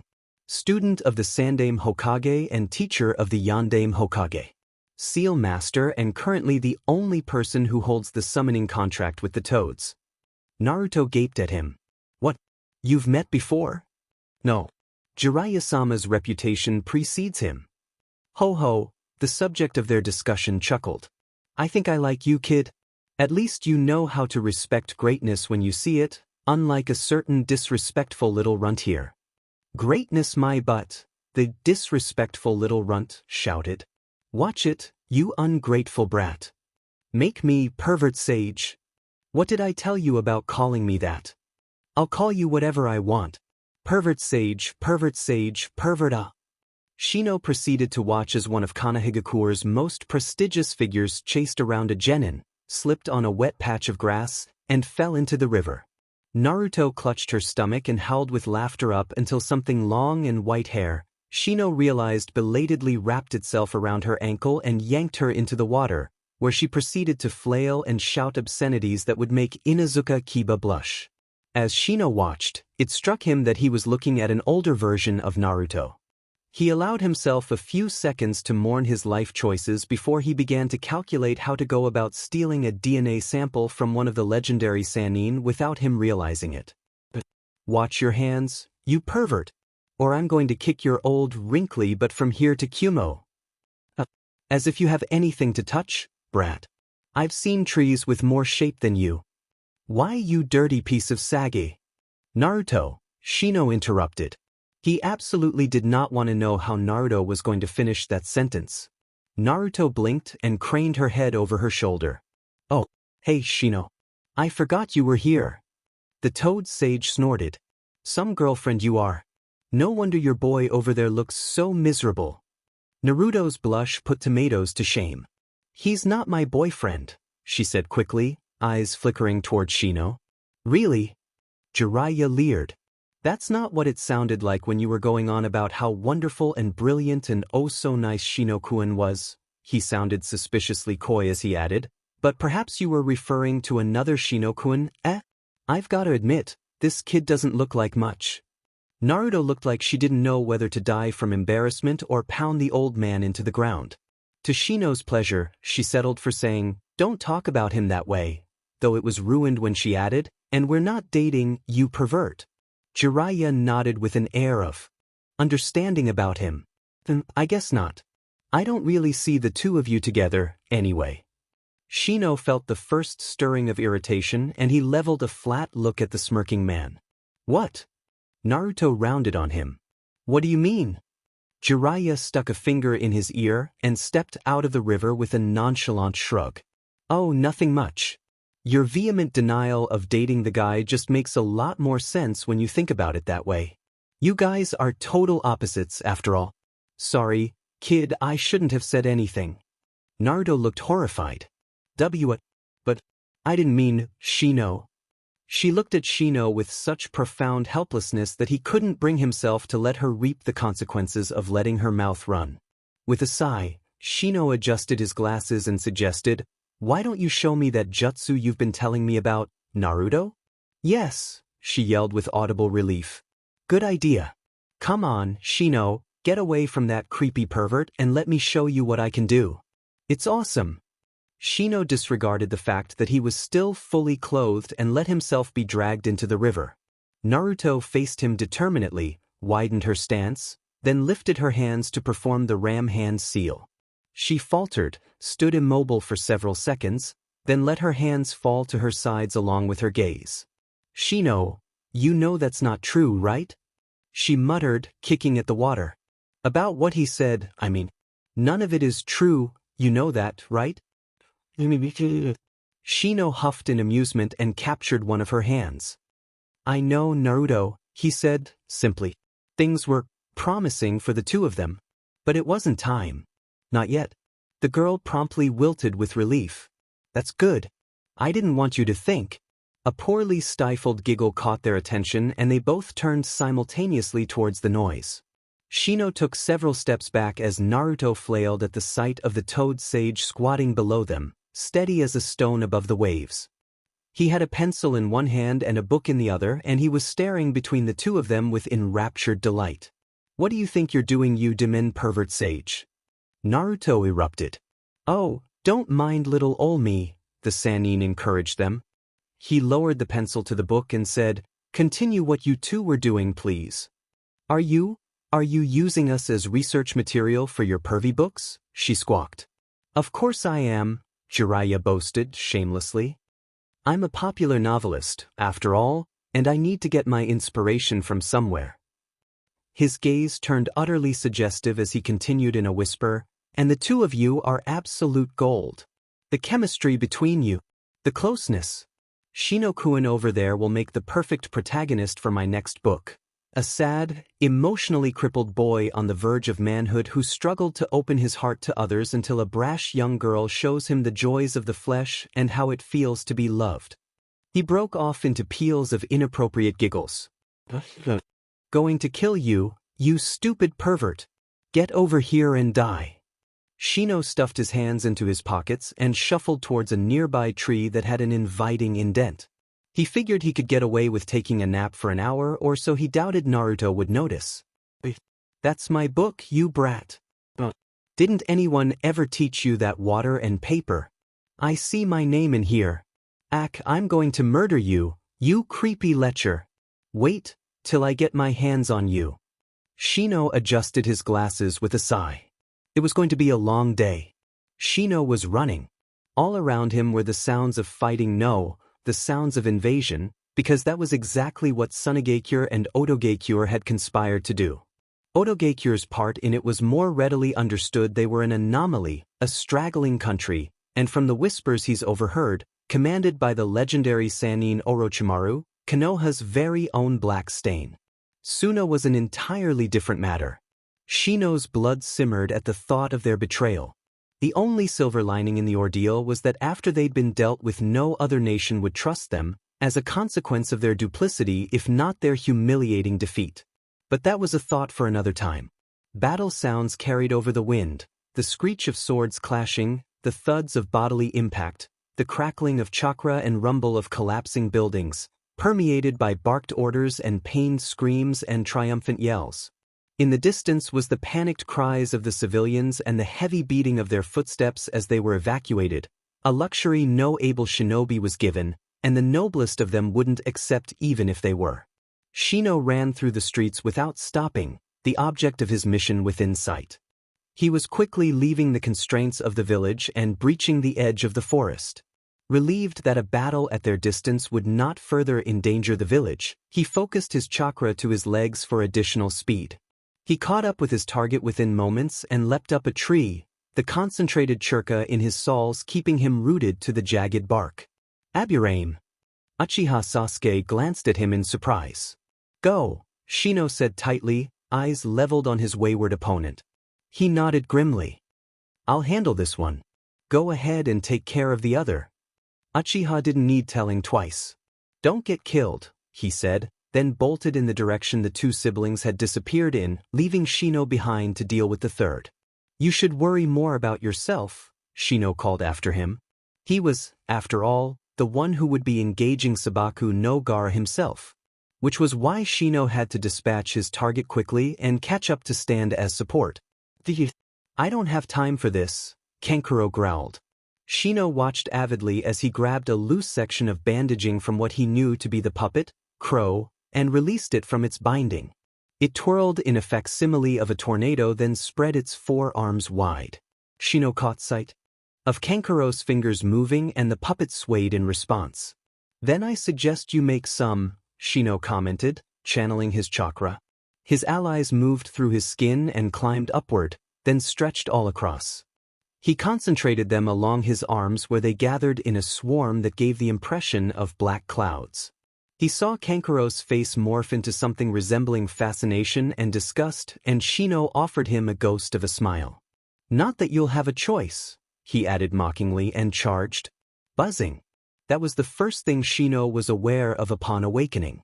The sound of buzzing and the feeling of being bled dry. He tried to open his eyes, but the effort was as painful as it was draining, and he barely had time to catch a glimpse of a dim, verdant world before his vision blurred and his lids fell shut. The next time he woke up, the buzzing was still present, but he could at least hear other noises in the background: cawing birds, trilling cicadas, rustling leaves, and what sounded a rather lot like large-scale exploding tags being detonated in the distance. Ever so carefully, he peeled his eyes open, but his caution was pointless in face of the harsh sunlight streaming over him. He wondered where his glasses were. And then proper mental functioning kicked in, and he adjusted the question to something more immediately helpful. Where was he? Awareness was slow to trickle in, which was probably why it took him so long to notice the figure at the periphery of his vision, which he'd mistaken to be a shadow. Shino could not prevent his body from stiffening even as the movement sent agony pulsing through his veins. The figure stepped closer just as Shino forced his head to turn, and the unquestionable sight of his father standing over him made his body go lax with relief. Father, he croaked, voice sandpaper rough. And then it came to him. I was poisoned, he stated, perhaps with more indifference than the situation warranted. But Shino was an Aburame above all else, and his stoicism, in the manner of all shields, served more than a single purpose. Yes, his father intoned with a touch of amusement. You'll be fine, Shino. My Kikaichu have already siphoned the majority of the poison. Your own allies will remove the rest once they've replenished themselves. Extravagant movement will be impossible for up to 13 hours judging by the amount of poison in your system and the length of time it went unattended, but you'll live. His father had never been one to mince words, for which Shino was grateful. And my opponent? If you're referring to the puppet master and his doll, then they're both out of commission. I doubt either of them will functioning properly anytime soon. At any rate, they've been bound. It never does to underestimate one's opponent, after all. Shino sighed in relief. Yes, he agreed, eyes fluttering. Thank you, father. Black spots were beginning to dance over his narrowing vision and shadows were creeping in at the corners, ready to overwhelm. Shino didn't bother fighting it. His father was there and would keep him safe. I won't be conscious for long, he cautioned. Rest, Shino. His father's voice sounded from so very far away. You did well. The golden sun seemed to take up the whole sky. That was the last thing he saw before his eyes fell shut, and it brought to mind other things, other people he'd forgotten in the chaos of fighting and falling and being forced towards the threshold of death before being delicately snatched back. About. He never got the chance to ask. He was seized by unconsciousness before he could get the question out and the words died on his heavy tongue. The third time Shino came to awareness, he was in enough control of his mental facilities to hope that waking from unconsciousness wouldn't become a frequent occurrence. 3 times within the span of he glanced out the nearest window a day, possibly 2, was humiliating enough. Shino turned his gaze away from panel of glass that held back the shadows of night and drowsily surveyed his current location. He was in a room designed for medical procedures. That much was obvious from the overwhelming spread of white, the presence of medical equipment, and the cloying scent of antiseptic and fresh herbs. It took him a moment longer to realize that he was in the infirmary within his compound, which was a promising indicator that he was recovering well. Had his physical condition been dire, he would have found himself in Konoha's Shinobi Hospital. After making sure that his allies were recuperating well and that he still had feeling in all his extremities, he let his eyes fall shut and recounted everything he could remember. His spirit plummeted when he remembered the invasion, his battle with Kankuro, and though the memory was hazy, the sight of his father cleansing his bloodstream of the poison he had foolishly inhaled. Only the suspicion that he would likely fall on his face if he tried to stand kept him rooted to the bed. Otherwise, he would have been on his feet and seeking out answers. Shino had half a mind to do something as undignified as to yell for someone before he caught the faint whisper of footsteps outside the infirmary. A moment later, Aburame Shino slid the door open and stepped into the room, and though his expression was as blank as ever, Shino could see the physical evidence of his relief in the way his steps quickened and the stiffness of his shoulders eased into something less severe. Shino, Shino said with an exhale. Father, greeted Shino. Knowing that his father hadn't been harmed was no small comfort. I'm relieved to see that you are awake. For which I have you to thank, if I recall correctly. Shino inclined his head and continued to advance forward, stopping only when there was an inch of space between him and the bed. He placed his palm over Shino's forehead and nodded, satisfied, before stepping back. Shino observed his father and concluded that he must have been suffering from a fever which, if the dampness of his collar was any indication, had only recently broken. Can I assume by your presence that the opposition has been dealt with? You assume correctly. The invasion officially ended 9 hours ago. It is 23 o'clock. Fatalities? He inquired with the barest hint of hesitancy. A heartbeat's pause and then, Aburame Sasami and her son, Shino said somberly. Eyes that resembled Shino's so minutely were filled with palpable remorse. Shino thought of the pair, Jounin and Chunin respectively, and the hybridizing research they'd been conducting between Kikaichu and various arachnid breeds. He didn't know either of them well, but he remembered that Sasami had an inclination toward string instruments and a talent for genjutsu, and that Shino had only been a Chunin for a little under a year. Silence hung between the two as they lowered their heads and sent a brief prayer for their fallen clansmen. Several shinobi and civilians were killed during the invasion. Shino continued gravely. We've yet to be given a precise figure, but I've estimated it to range as high as 60 or 70 shinobi. I cannot deduce the number of civilian losses, regrettably. 60 or 70 dead, and that wasn't including those who'd been wounded with disabling injuries. The number of casualties was far less than Shino had feared it would be, but it was no cause for celebration either. It would take a long time, possibly years, maybe even decades, for Konoha to restabilize itself after losing so much manpower. Not only would the village need funding to rebuild itself and replenish lost resources, but the mission intakes would surely suffer as well, either as a consequence of fewer shinobi or by outlying countries turning to other hidden villages because the invasion had given them the impression that Konoha was weak and thus incapable of fulfilling their needs. Shino's worry for the future of his village increased substantially when his father uttered the worst possible thing he could have. The Sandaime Hokage was among the casualties. Shino's inhaled sharply and closed his eyes. He thought of the precarious position Konoha was now in because on top of everything else, they had lost their leader, too. The thought was brief for it was soon swallowed whole by memories of not the Hokage, Konoha's fiercely protective leader who preached the merits of the will of fire and passed it along as if were a flaming baton, but the man who had smiled kindly at Shino when Naruto had dragged him to his office so they could meet, and who let Naruto sit on his lap when the villagers were being particularly savage, and who had told him, "Congratulations," in that deep, gravelly voice of his the first time Shino and his team had visited the mission's desk, eyes fond and voice proud. "I see," he forced himself to say even as his heart threatened to beat its way past the constraints of his chest. Speaking the next words felt like treason. "Has the council decided upon a replacement?" "Yes, though whether the candidate accepts the position remains to be seen," Shibi murmured, sounding wearier than Shino could ever recall him being.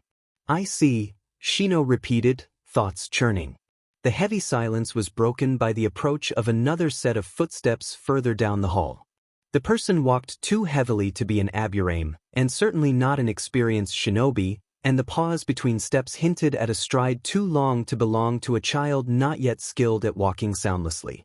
Shino compiled a list of people who, on top of fitting that description, would be permitted entry into such a sensitive area of the compound at that time of night, and narrowed it to one. "Naruto," said Shino with a relieved sigh. He had known that she hadn't been a casualty, or even severely injured, for that would have been the first thing his father had reported. Still, there was a difference between being aware of something and having it validated with one's own senses and knowing it to be true. "She's been here for 6 hours, Shibi stated with a fondness that belied the severity of the situation. As with Shino's mother, Shibi had grown to care for the girl even though she was the antithesis of several ideologies the Aburames stood behind. "We've made numerous attempts to get her to rest, but you of all people know how she can be. Fiercely protective. Stubborn to a fault. Loyal to the point of absurdity, even at the risk of her personal well-being." Yes, Shino was intimately familiar with how Naruto could be when one of her precious people was hurt. "She wakes up every hour to check up on you then returns to her room to sleep. Now, perhaps, she can finally be reasoned with." Shino made a non-committal noise in response to the doubtfulness that lingered in his tone. As the footsteps drew closer, Shibi placed a steady hand on his son's shoulder. "I'll take my leave then," he said with an unreadable look. "It is unlikely that I will see you again before tomorrow night, but your mother will remain nearby and see to your needs. While you are recovering adequately, it is imperative that you refrain from overexerting yourself. Your body needs to rest." Shino was in the process of inclining his head when his father, after a moment of hesitation, leaned forward and pressed a brief kiss to his head. Shino could only stare at him in awe. It had been many years since his father had displayed such open affection towards him. His father must have more affected by Shino's condition than he had realized. "Good night, Shino," Shibi murmured, withdrawing. "Good night, father." Shino touched a hand to his hair and watched him leave, feeling no small amount of reluctance. He heard their inevitable encounter not a moment later. "Shibi-san," came the muffled, yet unmistakable, voice of Naruto. For someone who had apparently not been sleeping well, she sounded surprisingly upbeat. "How's Shino?" "Awake," he heard his father intone. "Keep in mind that he needs his rest, Naruto, as do you." There was silence. Shino made it to the count of 6 before the heavy pounding of footsteps met his ears, followed by the piercing sound of the infirmary door being torn open and the resounding crash as it slammed into the wall. Naruto dashed into the room with purposeful strides, saw Shino sitting there, clearly awake, and shouted, perhaps loudly enough to wake the entire compound, "About time, Shino!" "You're being unnecessarily loud," Shino said with a wince, even as a tension he hadn't realized he'd been carrying fell away. Sorry, Naruto muttered as she approached, eyes roaming over him, searching. She paused a few inches away from his bed and asked in a softer tone, "How are you feeling?" It warmed him from the inside out that Naruto, who was normally so loud and coarse, could sound that way towards him. "Recovered. Mostly," he added when her eyes narrowed suspiciously. "Some soreness remains, but that will pass with proper rest and adequate hydration. My system has been thoroughly cleansed of contamination, however, and I will suffer no side effects from being poisoned." Naruto inhaled harshly and closed the distance between them in a single step. "I see," she said, and it worried Shino that there was something in her tone he couldn't place.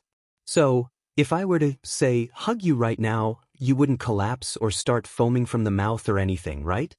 It was said jokingly, but Shino could see genuine worry shadowing her eyes. "That is highly unlikely," Shino reassured her with a tiny quirk of lips. "Okay," she nodded, then pounced. Shino grunted as 140 pounds of agitated girl landed on top of him, knocking the breath from his lungs and searing bruises into whatever patch of skin wasn't fortunate enough to evade her sharp elbows and knees. He should have fabricated the truth somewhat, he realized belatedly. But then, he'd expected to be embraced, not tackled like a prison escapee. "Shino," she gasped, interrupting his, perhaps unkind, train of thought.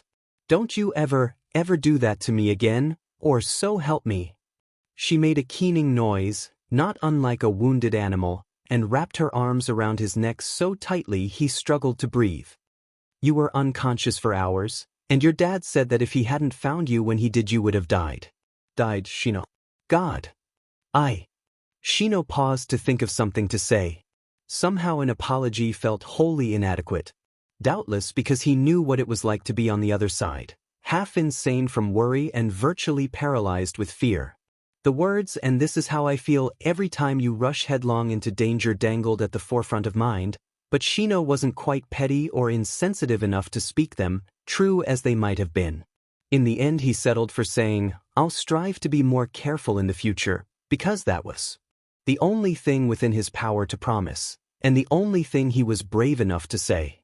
That's not good enough," Naruto admitted hoarsely. "I know," Shino agreed. "Because he did." Naruto pulled away slowly and Shino clenched his hands into fists, which he kept firmly at his sides, to keep himself from reaching out and pulling her back where she belonged. He was disturbed from his internal warring when something warm cupped his cheeks. When he realized that it was Naruto's hands, and that she was touching his face, cradling it, he felt himself go statue still. "Are you really okay though?" Naruto pressed. Her face was so close Shino could see flecks of silver strewn around the blue ring of her eyes. "You look sort of pale." "Well, paler than usual, I mean." Shino found it difficult to speak when his breath felt to have become trapped in the void between his lungs. "I'm fine," he forced out, keeping his gaze trained on her eyes and not the delicate slope of her nose, or the indent above her lips, or the inviting arch of her shapely pink mouth. Any other time, Shino would have elaborated, if only to further reassure her. But this wasn't any other time, and Shino's thoughts had turned to scattered motes from the moment Naruto's warm palms connected with his skin. "You better not be lying," she huffed softly. When she shifted, Shino thought, hoped, lamented, repined. As she'd been about to withdraw, but no, she only trailed her thumbs over the contours of his eyebrows and burrowed the tips of her fingers into the jagged edges of his hair. "I was worried," she repeated, voice a low rumble. Her eyes were impossibly blue. It was as if someone had forged a ring from a lapis lazuli gemstone and set it to surround the black sphere of her eyes. The sphere which, as Shino watched, was beginning to swell, overwhelming the ring until it was no more than an incision line that bled blue. The connection was broken when her eyes narrowed half-mast, obscured by the delicate skin of her lids and the brush of golden lashes as they fluttered down. It took Shino a too long moment to realize that she was looking at his lips, and suddenly he couldn't breathe properly, not when the temperature in the room had escalated to searing degrees and the focus of it, the source, was sitting a few meager inches away, so close that if Shino were to move, were to shift forward, were to close those scant inches between them and tilt his head and just. But the moment was shattered when Naruto pulled away, cutting the connection, demolishing it, and somehow the action set the world to rights again. The room was no longer painfully warm, and all noise and color had returned, and Shino found that he could properly breathe once more, oxygen passing through his lungs the way it was supposed to. The world was set to rights, but Shino couldn't help but feel that it was so much worse off. That perhaps a world that burned like magma, a world one couldn't properly breathe in, world devoid of color and sound and shades of light, was the better option. He had certainly never felt so alive than he did just then, energy thrumming beneath his skin and sparks of pleasure coiling down the length of his spine. Shino closed his eyes against the sudden sensation of vertigo. He inhaled deeply, slowly, and carefully leaned back, feeling downtrodden and disoriented from the loss. Plus, it was a curious thing to feel, as loss indicated that there had once been something to gain, but Shino knew that it had been so, knew it with the same certainty that he could say the earth orbited around the sun. For a moment, no longer than the breath of space between 10 heartbeats, they had been about to kiss. Shino had known her head. And then she had stopped. She had pulled away from him. Somewhere in the back of Shino's overwhelmed mind, he wondered if he'd been rejected. He allowed the thought to linger for a second or two before he pushed it so far back it became practically non-existent. He couldn't allow himself to even consider such a possibility. Not right then, when Naruto was sitting so nearby, radiating waves of guilt and misery that Shino swore he could feel seeping into his own skin. He stared at her, unblinking, and took in the averted eyes and slumped shoulders and the rigid line of her lips. Shino tore his gaze away from the latter and forced himself to say, "Naruto." It was a question, a plea, a sigh, a snarl, a promise, a stall, and an affirmation all rolled into one single word. After long minutes of a silence that was anything but, Naruto seemed to snap out of it, though what it was, Shino didn't know. Naruto exhaled slowly, straightened her spine, and lifted her head, and Shino thought she looked like a soldier getting ready to fight a battle she had no guarantee of winning. He tensed just as she opened her mouth and said, "There's something I have to tell you." Shino, caught in the gravity of her gaze, could do nothing else but nod. "Do you?" She stopped, drew her bottom lip between her teeth, then barreled on. "Do you know what in Jinchuriki is, Shino?" Shino did not, but the way she said the word made him somehow reluctant to find out. Despite his reservations, he forced his head to shake, because it was something Naruto wanted him to know. No, that wasn't right, not if her expression was anything to go by. She didn't want him to know, rather, she needed him to. Which was why Shino answered honestly, "I'm not familiar with the term." The laugh that escaped her was anything but humored. "I didn't think you would be," she said with a smile so false it physically hurt to look at. "Hey Shino? Don't hate me, all right?" Shino didn't get a chance to form a response, to react, to question, to deny before Naruto interrupted him with, 13 years ago, on the 10th of October, Konohagakure no Sato was attacked by the Kyuubi no Kitsune and hundreds of shinobi were killed." Shino's open mouth fell shut with an audible click and he stared at her, confused by the turn their conversation had taken. Smile firmly in place, Naruto continued blithely, "No one could stop it, let alone harm it, until the Yondaime Hokage came and killed it, ending his own life in the process. Or, that's what the Sandaime wanted everyone to believe, anyway." Shino's eyes widened at that revelation. "See, the thing is, the Kyuubi couldn't be killed. It's impossible. Bijou like the Kyuubi are beings of chakra, and even if someone manages to damage them enough they just disperse for a while, and then come back. The Yondaime knew that, so he made some kind of pact with the Shinigami and sealed the Kyuubi inside the body of a baby at the cost of his own life. And that baby was you," Shino finished, as everything finally fell into place. The way the villagers treated her, and why no one was allowed to offer an explanation. The reason behind Naruto's vast chakra reserves, healing abilities, keen senses, and stamina. Why the Sandaime Hokage had been so close to her, despite her being an orphan of no relation.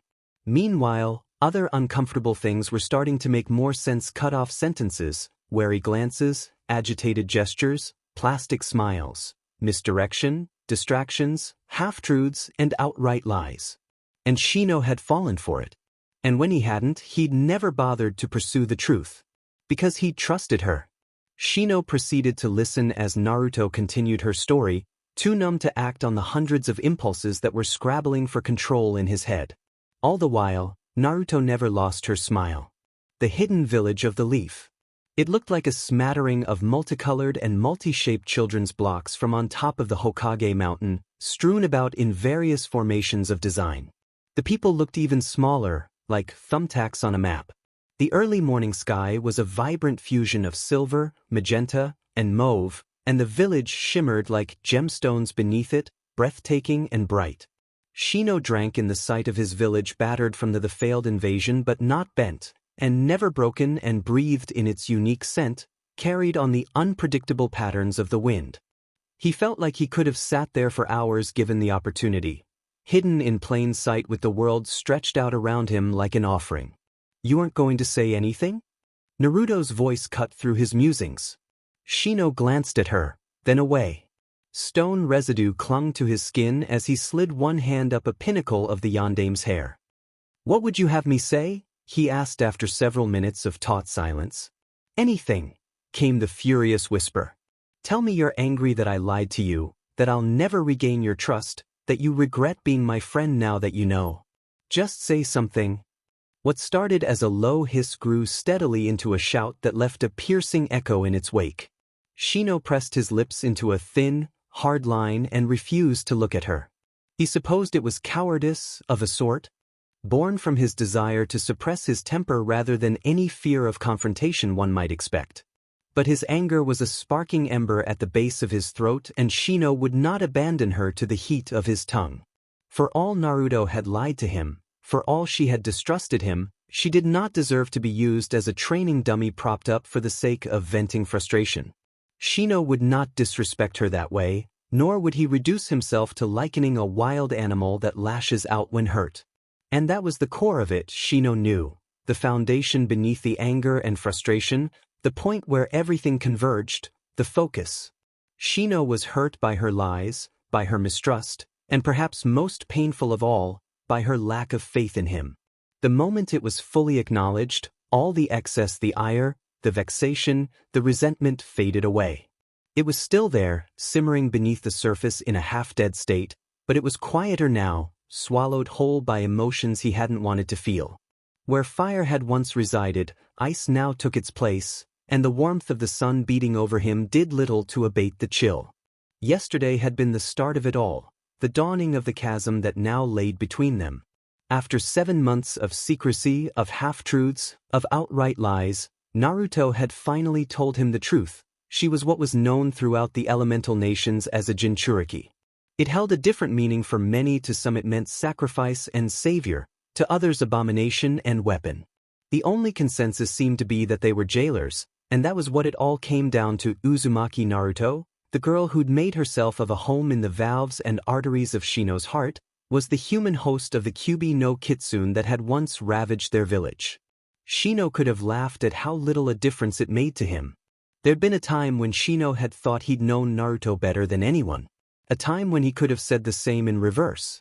Now Shino had to wonder how much of it was true and how much had been a projection of his desires. The irony of it all was that in the end, in the grand scheme of things, Naruto hosting a demon was inconsequential. It simply didn't matter. She was the same brazen girl who saw nothing wrong with wearing orange, or eating ramen at all times of the day, or tackling people in the middle of the street.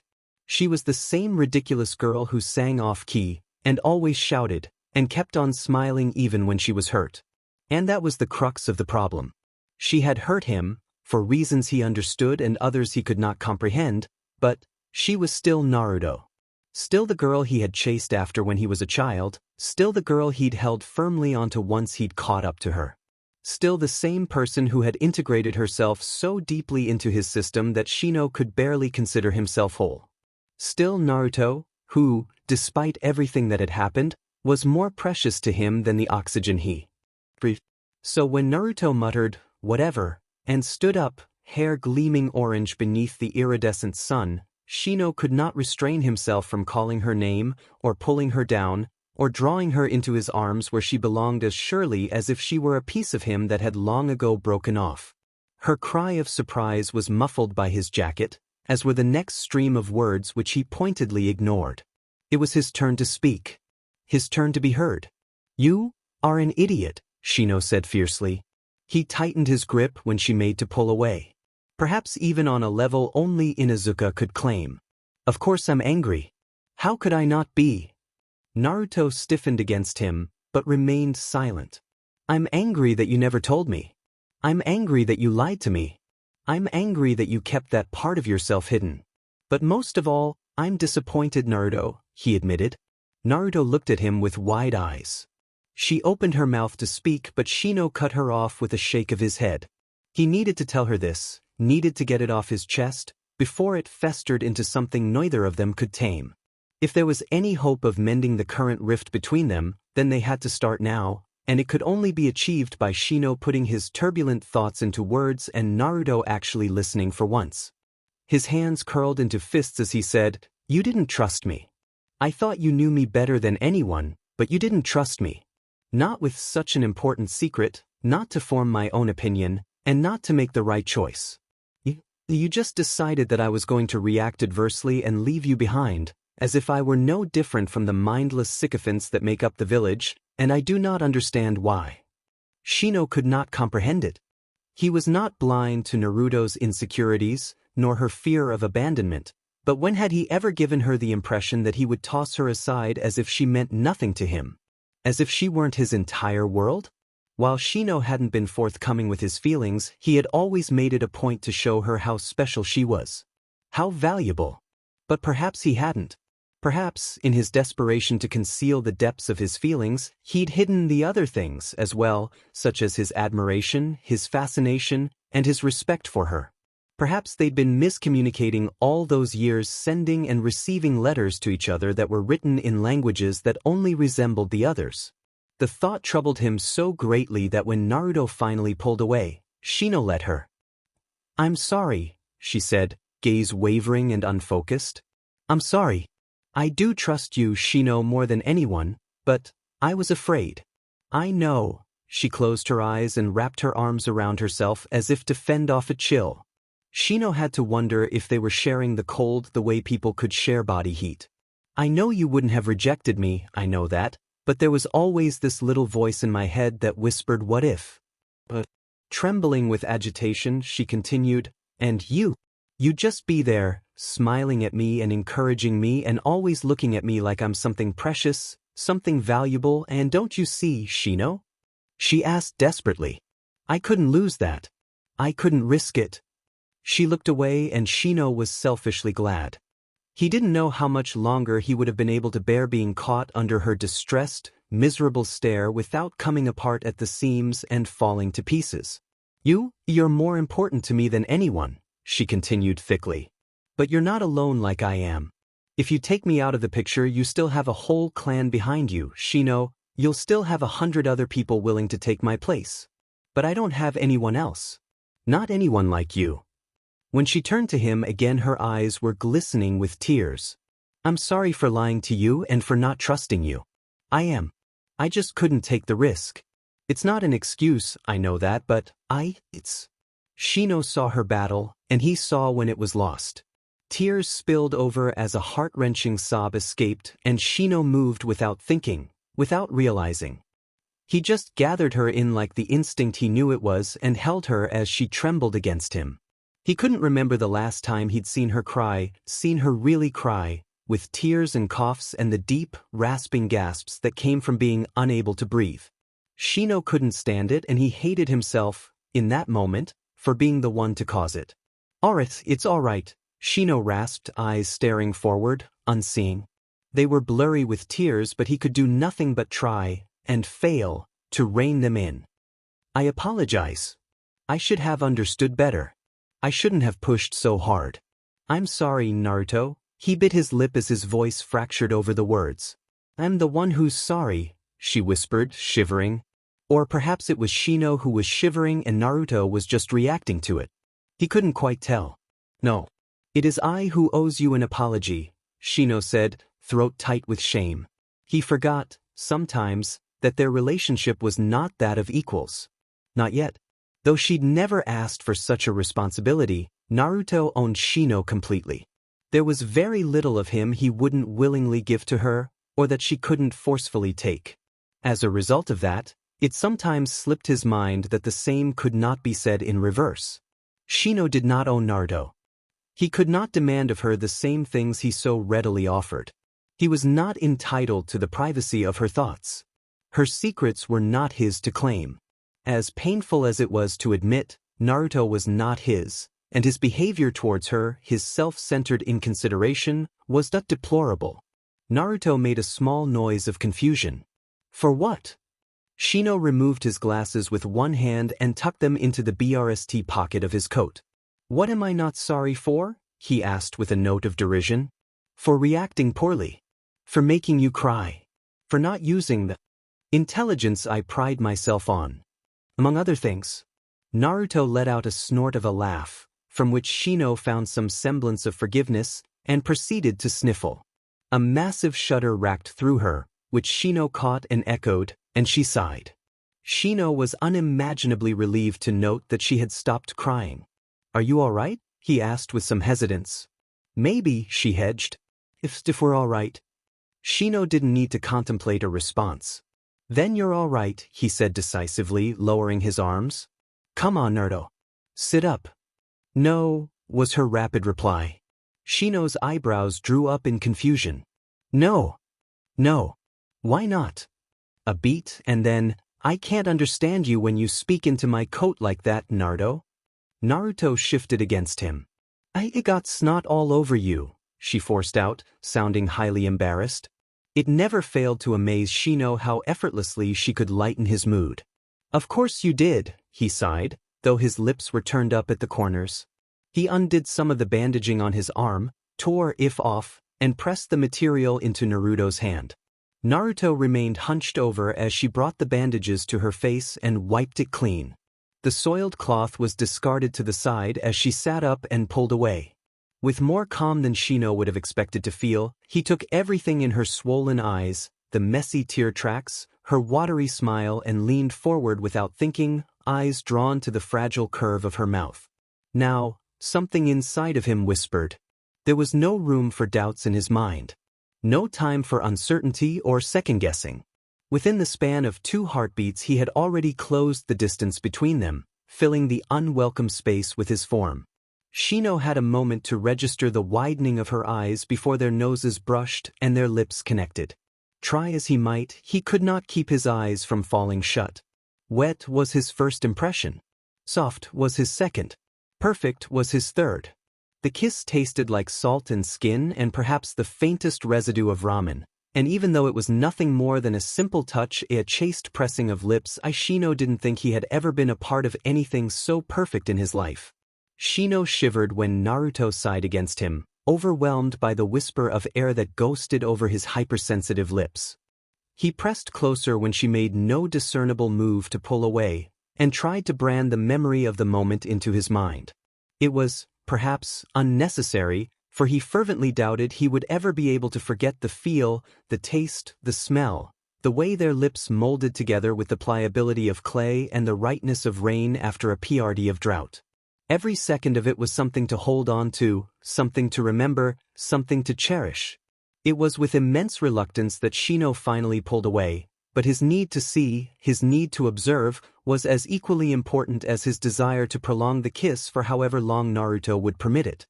The vision he saw was enough to send his heartbeat into a frantic gallop. Glazed eyes, flushed cheeks, a hint of a smile twisting at the corners of her lips. Hands that were efficient to the material of his coat, not to push him away as he would have thought, but to keep him still, and pull him close and anchor them both. So, Naruto said breathlessly. Her cheeks were tinted red. So, Shino agreed just as affected and reeled her in for another kiss. It was Naruto who deepened it, that time. Naruto who parted her lips and invited him in. And then everything started to move so fast that it became too much of an effort to keep track of who initiated what, and later, much later, after they had both gotten into the motion of things, where she started and he began. Shino was lost in sensation, surrounded by it on all sides, while fire roared beneath his skin and threatened to burn him alive. Nothing else existed but the two of them, the world around them moved to the background, and further, until it ceased to exist. What had been hesitant before, a tentative exploration in uncharted lands, was unfaltering now, intrepid. To Shino's wonder, Naruto kissed like she did everything else vibrantly, passionately, and without restraint. She was discontent to allow Shino control over their pace and apparently had no qualms about seizing dominance either through unrelenting force or underhanded nips and licks that she had early on discovered Shino had a weakness for. Her hands, too, were avid participants. Unlike Shino, who kept his hands contained to harmless places like her waist, Naruto's were everywhere. They were in his hair and on his face and at his throat. They were trailing up the mounds of his chest and down the knobs of his spine. They were exploring the depths between his fingers and the circumference of his wrist and the scattering of hairs along his arms. She was all over him and inside of him and absolutely everywhere, and Shino didn't think he would ever get enough of being encompassed so entirely. It was like being taken over from the inside out, and Shino knew that his willing capitulation was the most intelligent thing he had ever done. Naruto broke the kiss to breathe, and Shino just barely kept himself from chasing after her and retrieving what she had cruelly stolen. He panted and watched, mesmerized, as she liked the wetness from her mouth. There was no way to tell who it belonged to, or if it even belonged to any one of them, and the thought made him dizzy. So, she gasped after a moment. When she grinned, the whole world seemed to brighten, though it was a poor emulation at best. So, Shino repeated. His face ached, and it took him a while to realize that it was because he was smiling. That was, she interrupted herself to laugh. It was, Shino agreed, far too thrilled by what had occurred between them to worry about trivialities like redundancy. Are we? Naruto trailed off. If you are amenable to the idea, Shino said simply, even as. His gaze sharpened, intent on catching each expression and nuance that passed over her face. Then we are. She met his gaze squarely. Shino acknowledged what she was conveying and finally allowed himself to relax. Naruto leaned forward and pressed a feather-light kiss to his cheek, and Shino marveled that such an innocent thing, at least, when compared to what they had just done, it could still feel as devastating as a firebrand against his skin. His heartbeat decelerated from a rapid cadence to a steady hum as Naruto settled against him and rested her head on his shoulder. Shino closed his eyes and leaned his branded cheek against her hair, then gazed out towards the village. Somehow, without him noticing, the village had woken from the widespread lethargy of daybreak and had come to life. The streets were bustling with people who were either going about their daily business or were setting whatever broken architecture there was to rights. Shinobi of various ranks leapt across jagged rooftops and swaying trees, sometimes drawing attention, sometimes not, but always in constant movement. As awareness continued to trickle in, Shino became mindful of the noise, the chattering of civilians, the sounds of woodwork and construction, the calls of peddling merchants, and the faint laughter of children coming from the academy below. The view is awesome from up here, Naruto murmured, no doubt seeing what he saw and cherishing it as he did. That she still could, despite all the villagers had done to her, and continue to do to her, never failed to astound him. Shino knew himself well enough to know that he wouldn't have handled the situation half as well had he been in her place. Even as an outside party, Shino could not temper the bitterness he felt towards those who had treated her like she hadn't the right to exist. Shino loved his village, would protect it with his last breath, and would almost certainly end up laying down his life for it, and yet, he felt that there would always be a part of him that resented it for letting him down by not living up to his, perhaps puerile, expectations. Naruto's hand found his and she laced their fingers together, and Shino responded by squeezing tightly. It is, he agreed distractedly. Then, how long will you be gone? Neither of them required an elaboration. Naruto's sigh was soft, almost inaudible, but he heard it anyway. I don't know. Ero Sennin said a few weeks, but that doesn't actually tell me anything, she told him, running her blunt nails over his palm. He said it was an important retrieval mission, though he didn't tell me what or who we were going to find. Stupid old useless pervert, she muttered under her breath. Shino smiled wryly. I'm sure it won't take too long, she continued, trying to sound convincing. And if it does, I'll just annoy him until he has no choice but to speed things along. That should do it. Had Shino been in a more forgiving mood, he might have pitied Jiraiya. If there was one thing he had the utmost faith in, it was Naruto's ability to nag people into acquiescence. As it was, he only felt vindictive spite towards the man who would be stealing Naruto away for the unforeseeable future. When are you leaving? He inquired. She glanced up at the position of the sun. Probably in another hour or two. He said early, but who knows with that pervert? I'll probably end up having to hunt him down and drag him out of whatever women's bath is open. Seriously, Shino, he's so troublesome. They shared a grin, though it didn't last long. Naruto's expression twisted into something wary and she said, About earlier, are you sure things are fine as they stand? I don't want to leave for however long and come back to find everything still unresolved. Shino nodded determinedly. We're fine. More than, he added, thoughts circulating towards the new, thrilling step their relationship had taken. We'll have things to discuss when you return, particularly in regards to your prisoner, but as for the two us, we're... He trailed off, not quite liking all the sappy declarations that were springing to mind. Naruto snorted at him, appearing to have understood his dilemma. All right, she started, but Shino cut her off, determined to get the words out before they slunk back down his throat in metaphorical cowardice. Naruto, there are very few things that you could do or say or be that would turn me against you.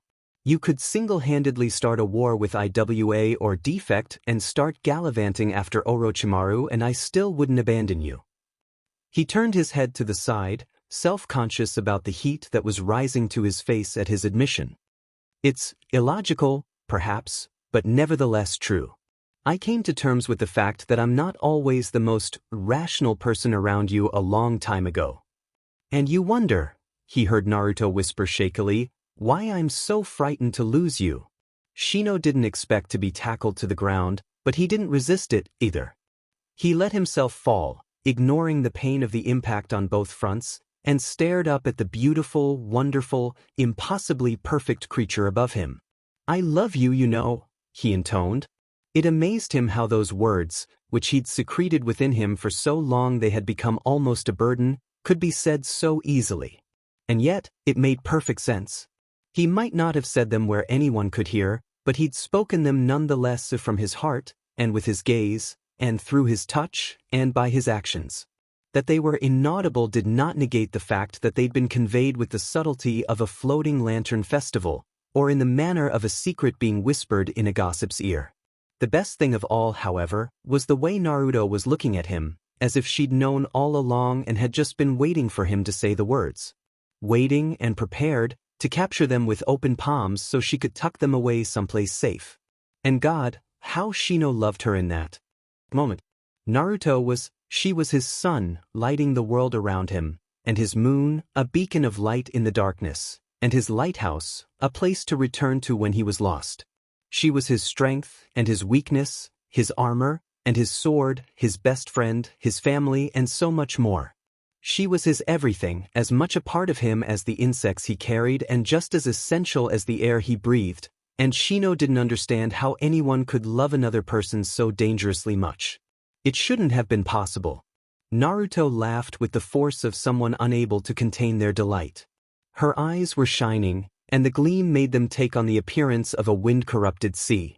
Shino could see waves in them, and so much depth, more so than the average person could ever hope to explore.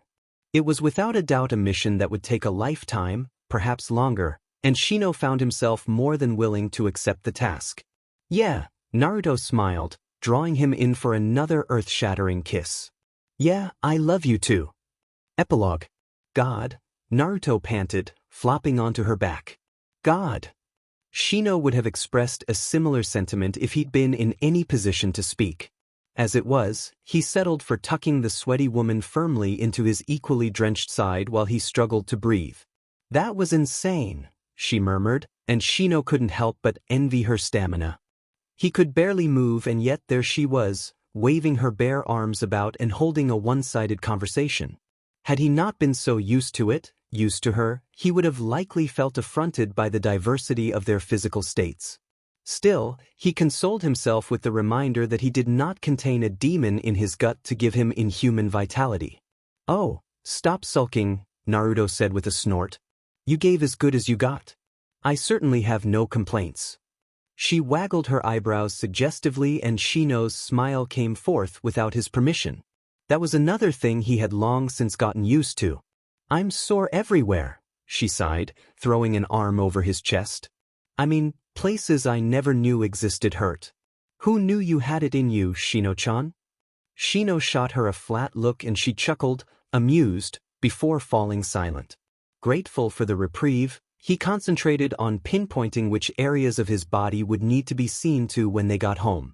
He bore no injuries that required immediate medical attention. They wouldn't have been lazing about in the grass if there had been, but his tailbone felt bruised. He had scratch marks on his back that he could tell were sluggishly bleeding, and he had pulled a muscle where right thigh met groin.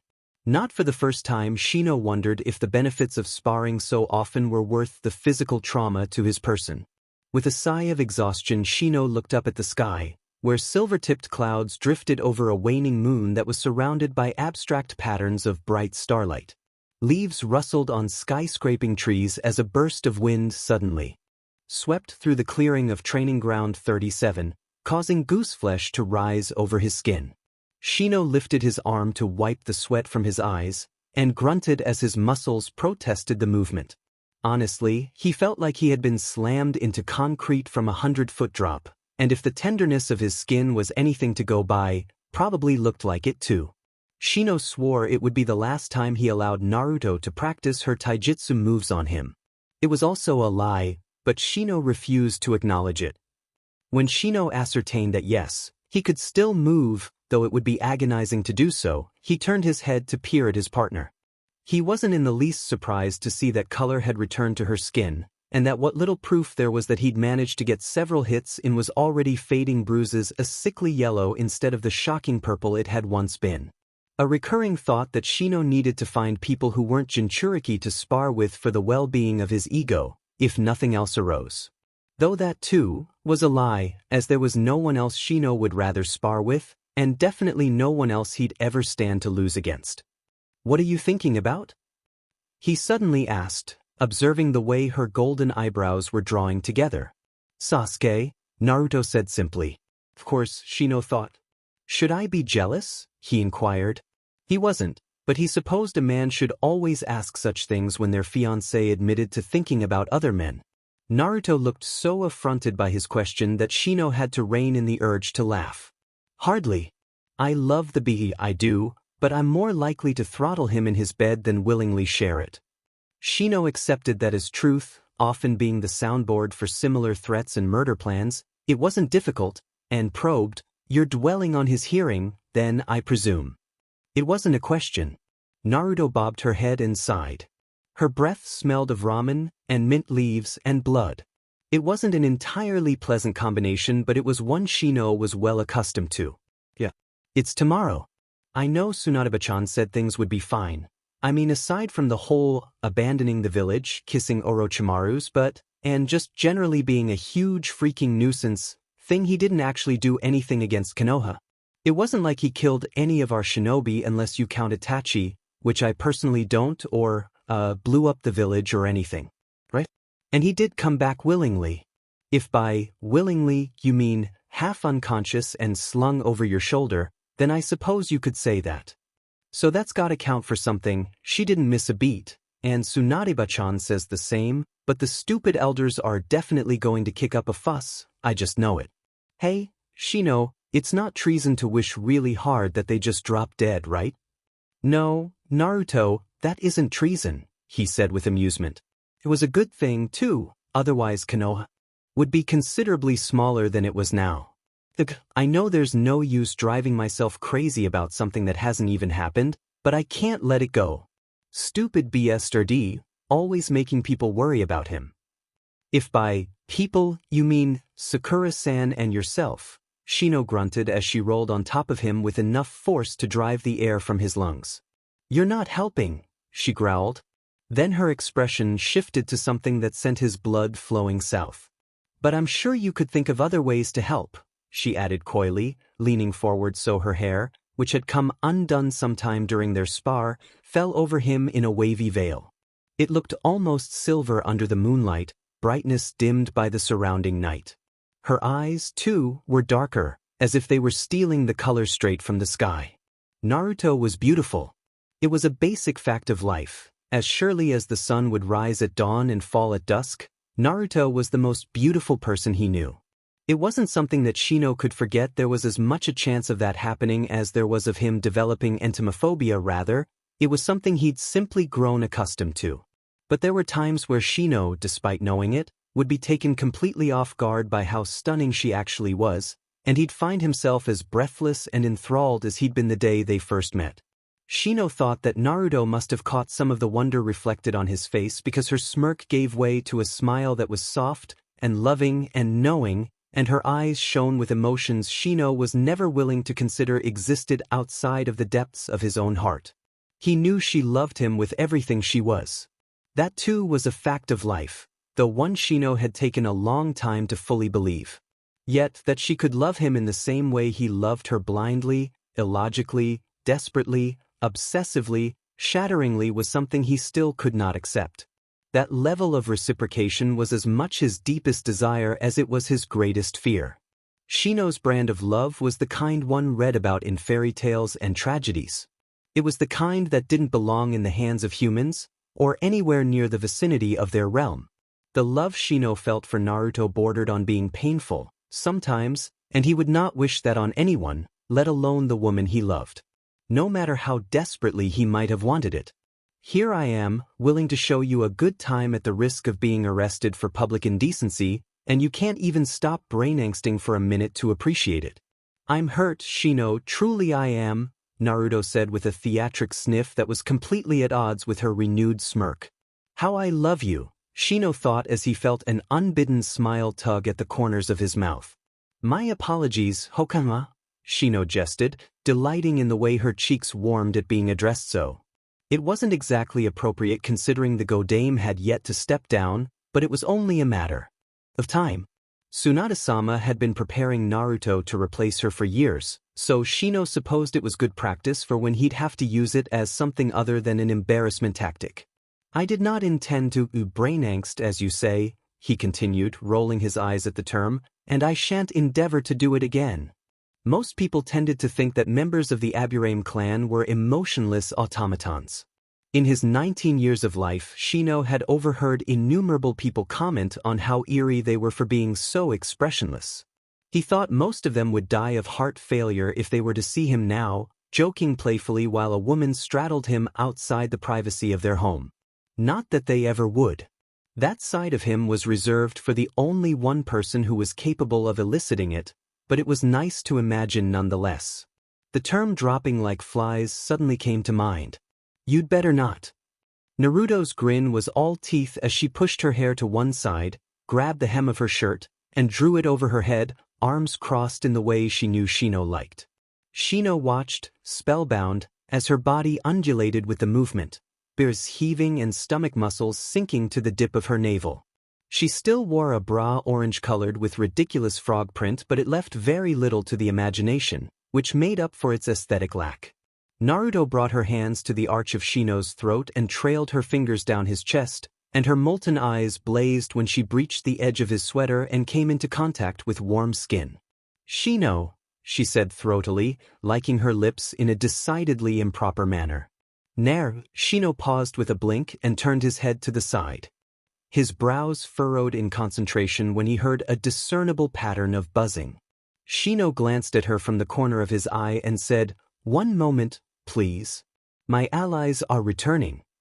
Naruto made a small noise of incredulity as Shino recalled the remaining Kikaichu that had either been scouting the area or lying in wait in the trees.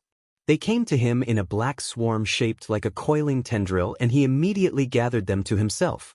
Several climbed over Naruto in the process, conceivably on purpose since Naruto always smelled good, like forest winds and the earth after heavy rain, and she didn't even blink. Naruto could never begin to understand how much Shino loved her just for that. I'm starting to think that I should be asking the should I be jealous questions here, she said dryly, just as the last insect sunk into his skin. Shino smirked and kissed the pout right off her face, and she retaliated by biting his lower lip hard enough to sting. Shino didn't mind, though, because she soothed the bruised flesh with her tongue soon after and made it up to him with a searing kiss that left them both breathless.